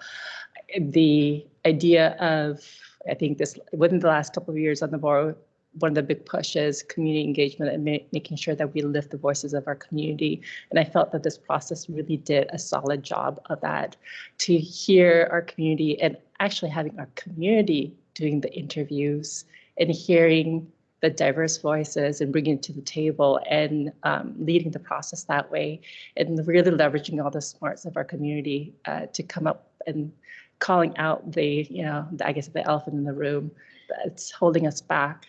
And so the root causes, I'm super excited. Thank you for being part of that process. Thank you for letting me be part of that process. Looking forward to the next steps.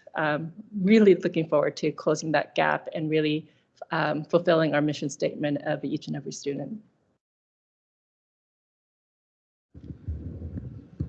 Okay, so does that conclude our discussion, or we want to do another? Okay. All right. Wow. Well, thank you. I feel like I've been sitting with this for a while, but thank you so much for everyone coming and presenting to us tonight. Oh, she wants to do a picture. Let's do a picture. Yeah. Thought I saw the superintendent sneaking a photo from up here. Yeah.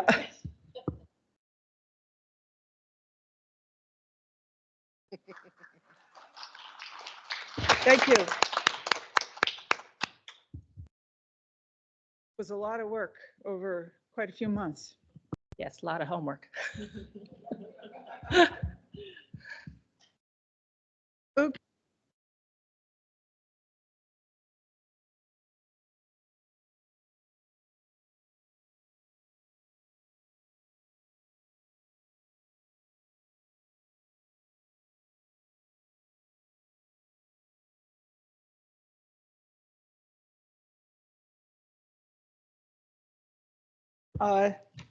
I wanted to raise something tonight about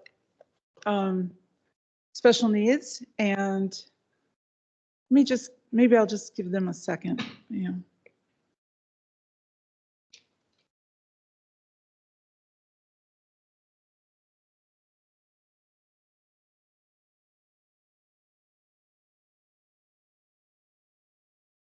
Uh, Oh, she wants you to go for a picture with them.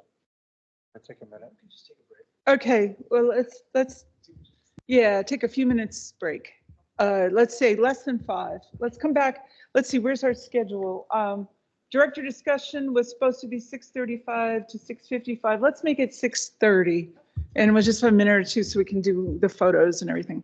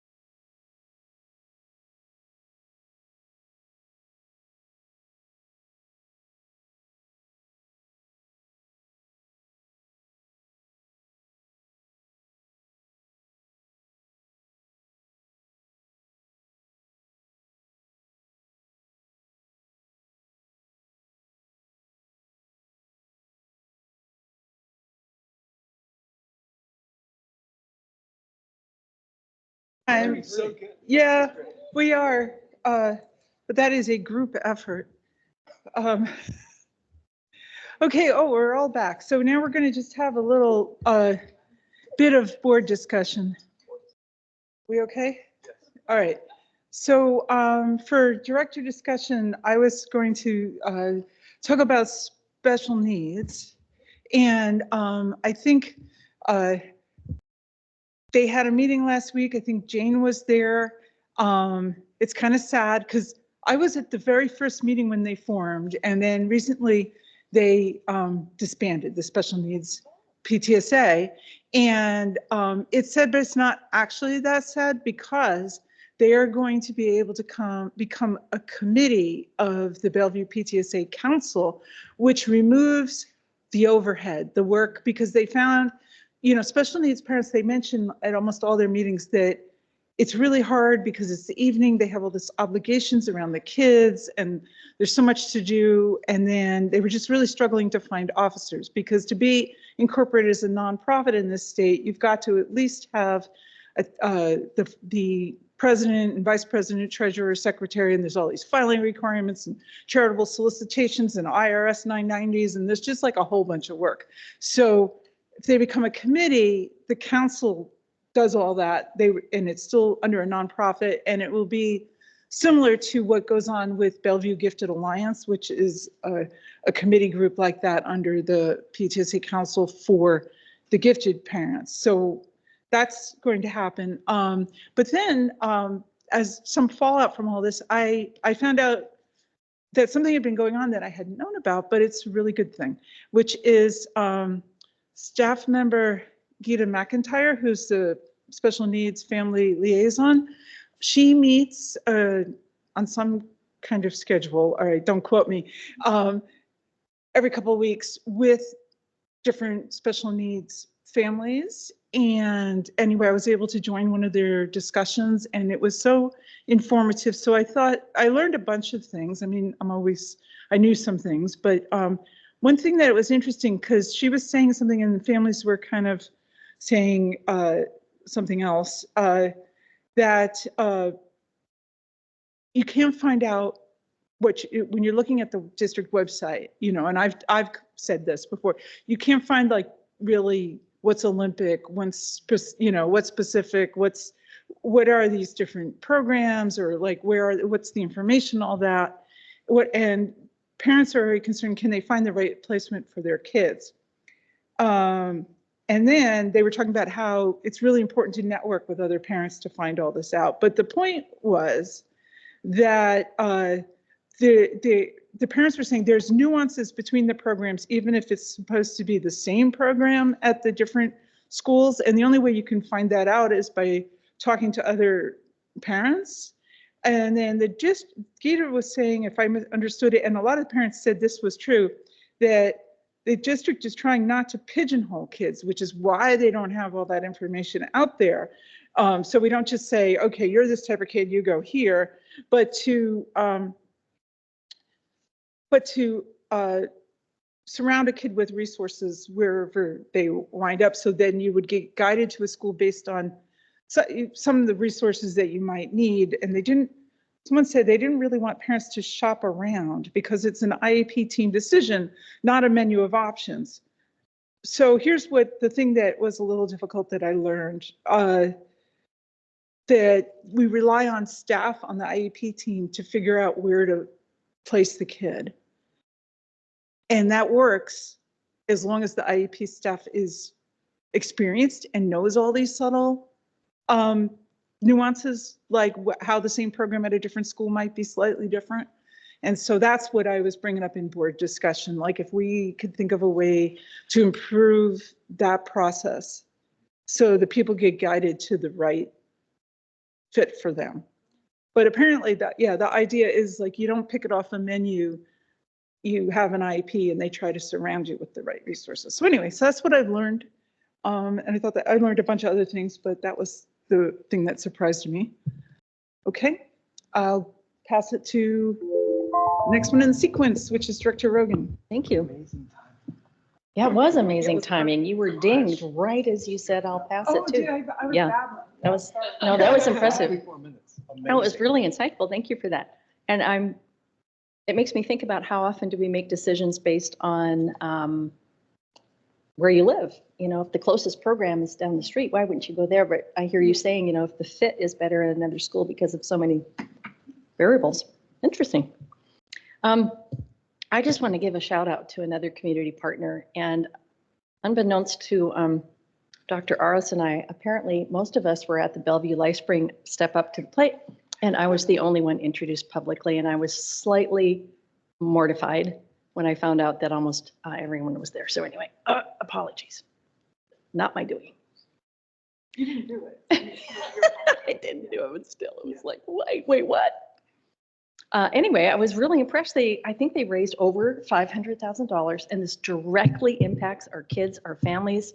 When I think about these 100 kids that we just heard about tonight, South American students who are unaccompanied minors, holy cow, you just know that this group, our LifeSpring group, are all over that, right?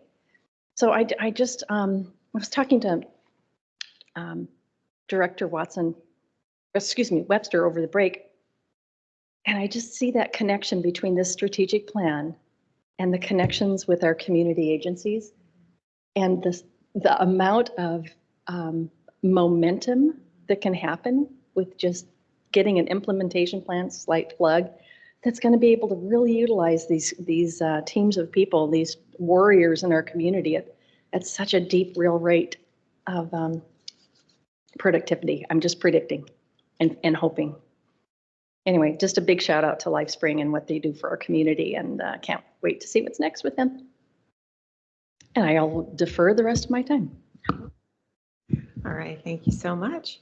So I also attended the Rainier Athletes fundraiser, which was a complete success. Director Aris, I know, was there, Dr. Aramaki, several of our staff from the district were there, Rakeen from Odal and Abdul, students both were helpful in kind of sharing their experiences, how Rainier Athletes has helped them.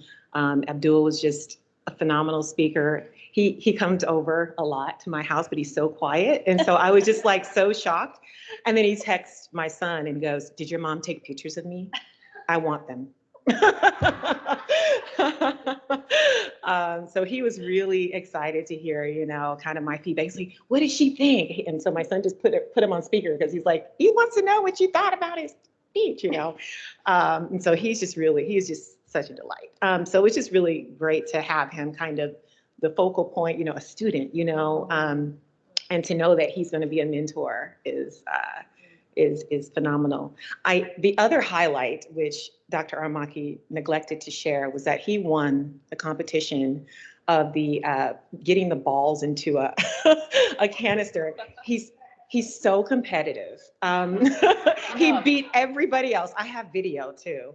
And he was awarded a crown that, you know, our table asked him to wear today during his superintendent comments, and, you know, he didn't do that. But yeah, that was really fun to watch. And just, yeah, a couple of other things. So this month, and I'm not sure how we missed this, but is Distracted Driving Awareness Month. And so I thought that, you know, this might be a great opportunity for our building principals, our district leadership to kind of have conversations about safe driving in our parking lots and our school spaces and just within our community.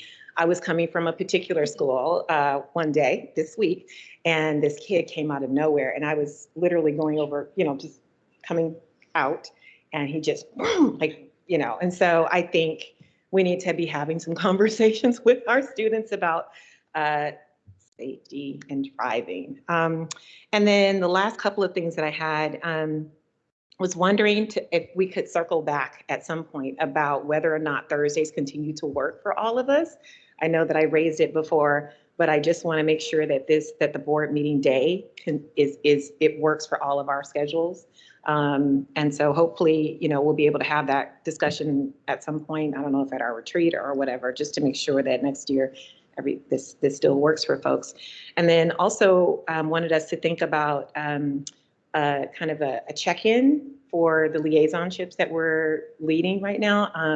Just what, how it's going, if there are other opportunities that folks want to engage in different capacities, in other working with other organizations or interchangeably, or just a check-in, right? And so I wanted us to be thinking about maybe having that discussion as well. That's all I have. Thank you. Okay, well, I have a long list here. But I'll start with being thankful for all the partnership that we have with our community, Spring Life, Rainier Athletes, and I think there's another one coming up this month, Why Yes. All of them are so important, and seeing all the different groups of people showing up to all these different events, I'm thankful that we have diversity in that space. I have to say, Rainier Athletes was quite fun. And it's so appreciated how they included the students into the event. Also thankful for the Interlake Horticulture plant sale. Oh my gosh, I have to tell you, it was a jigsaw of fitting all of the plants I purchased into my trunk.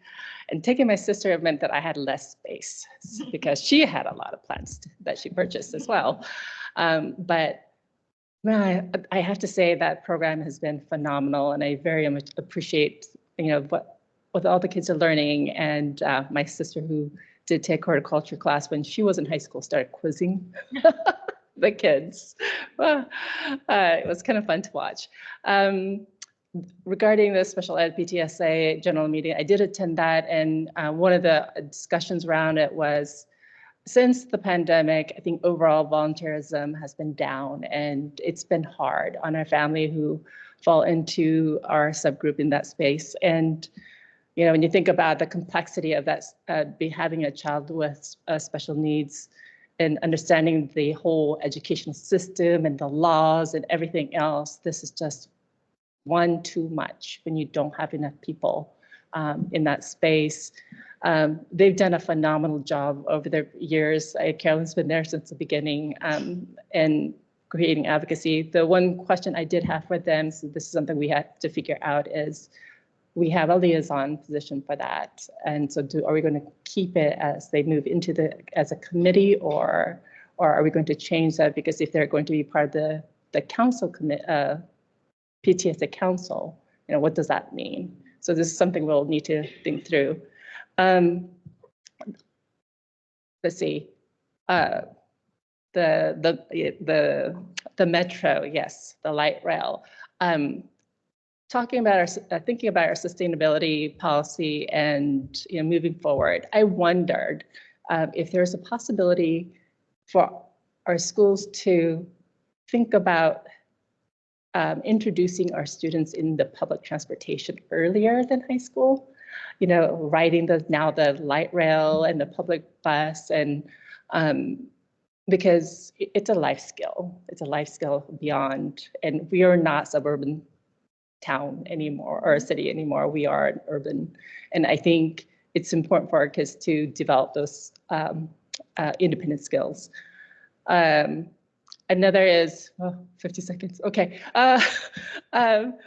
There's one of the things someone had asked me was, can we put our new language programs or openings of the language programs on yard signs and put it across the city? Because I have been told within the certain subgroups, like the Korean community, there are people in our own Bellevue did not know that we are starting that program next year. And creative thought was yard sign. Everybody knows about the yard signs from our consolidation efforts. They seem to see those. So just a thought. And then another thought that was also shared with me, which I wondered, because of celebrating the diversity and our uniqueness, how do we leverage that? And can I just have a few more seconds of this?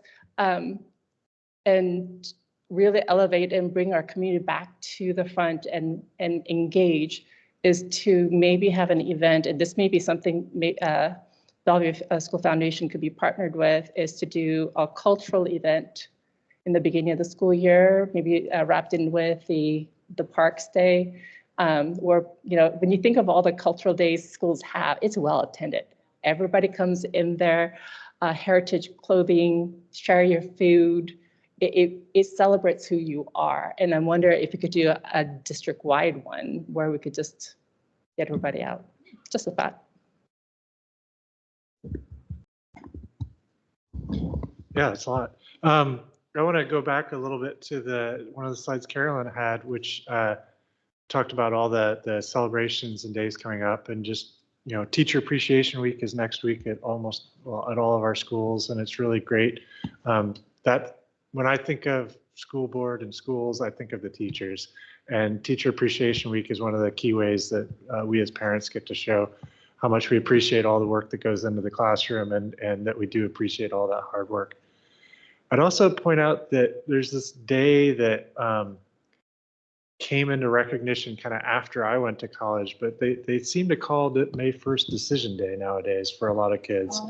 And so I know that that's a day when a lot of students are required to identify that they've accepted admission to a college. You know, the offers often come earlier, but the way financial aid and everything else works out, that a lot of students kind of recognize that as kind of that day when they're finally making a decision. And that's success for a lot of our seniors. They're getting to pick their future, getting to pick those opportunities, and that's really an amazing opportunity for them. And I think we should consider adding that to our celebrations in the future, just to recognize that. Also, for those many of our high school students, next week starts AP testing. I don't know about you guys, but that's a big deal at my house for my high school student. They'll have a bunch of those AP tests, some of them right here in this classroom or meeting room, or whatever we want to call this. I want to recognize the district held a couple of transportation forums the last 2 weeks, one in-person forum, one online forum. We didn't get a huge turnout from the public. Did hear 3 common themes. I attended both. One was safety, both for the students and for the communities. We had a couple of community members who came in and mentioned being kind of trapped in their house when one of their spouses had a heart attack by the elementary school backup in front of their home. And so safety works both ways, and just recognizing that some of our community members have forgotten that transportation lanes are for the driving public, and if you're waiting to pick up or drop off, trying to clear those lanes. The other one is options, transportation options. You know, people like having a little bit of flexibility and options and opportunities for how to get their kids to school. One of the, you know, along those lines, I think one of the bigger issues for the elementaries is that sort of backup at pickup and drop off. Getting more students into buses would help be one of the ways to reduce that. And that comes back to one of the reasons why some of the families don't choose to use the buses is related to consistency and reliability. That also applied to the Metro service in that some of the routes get kind of overloaded at the pickup time. And then there are students who are unable to get on the bus, where the buses will bypass stops and they're unable to use it. So that's a challenging situation. And we also talked about how some of the databases like Google Maps doesn't have accurate information. And it turned out that Odal in particular, it wouldn't recognize that you could walk from the bus stop right in front of Odal into Odal. If you try to do it right now, it will not let you do that route. So it makes you think that it's a 20-minute longer route because it makes you walk all the way around the block to get to Odal. I contacted Google. They haven't gotten back to me, but hopefully they'll do that. So those were some of the things. I also noted that there's, I'll just wrap it up here, that there's a more advertisement for a new federal grant program for clean buses and school vehicles, which includes the non-bus transportation. And I'd be interested to know more about how the district is considering some of these federal funding opportunities and whether or not we can start to move forward on at least trialing some of these. We got to start somewhere with transition to non-fossil fuel vehicles. Thanks. Okay, well, I think that concludes director discussion, although I was just going to say, although I find I have a lot of things I could say in reaction to some of these things, but anyway, you waiving the regional meeting? The one for the South, yeah. Yeah, we can. Director Ars is trying to make us aware that there are these regional meetings and that there's an additional date that we could get to. Okay. So though with that, I think we're done with a minute to spare. So I'm going to say that this meeting of the Bellevue School District Board of Directors is now adjourned.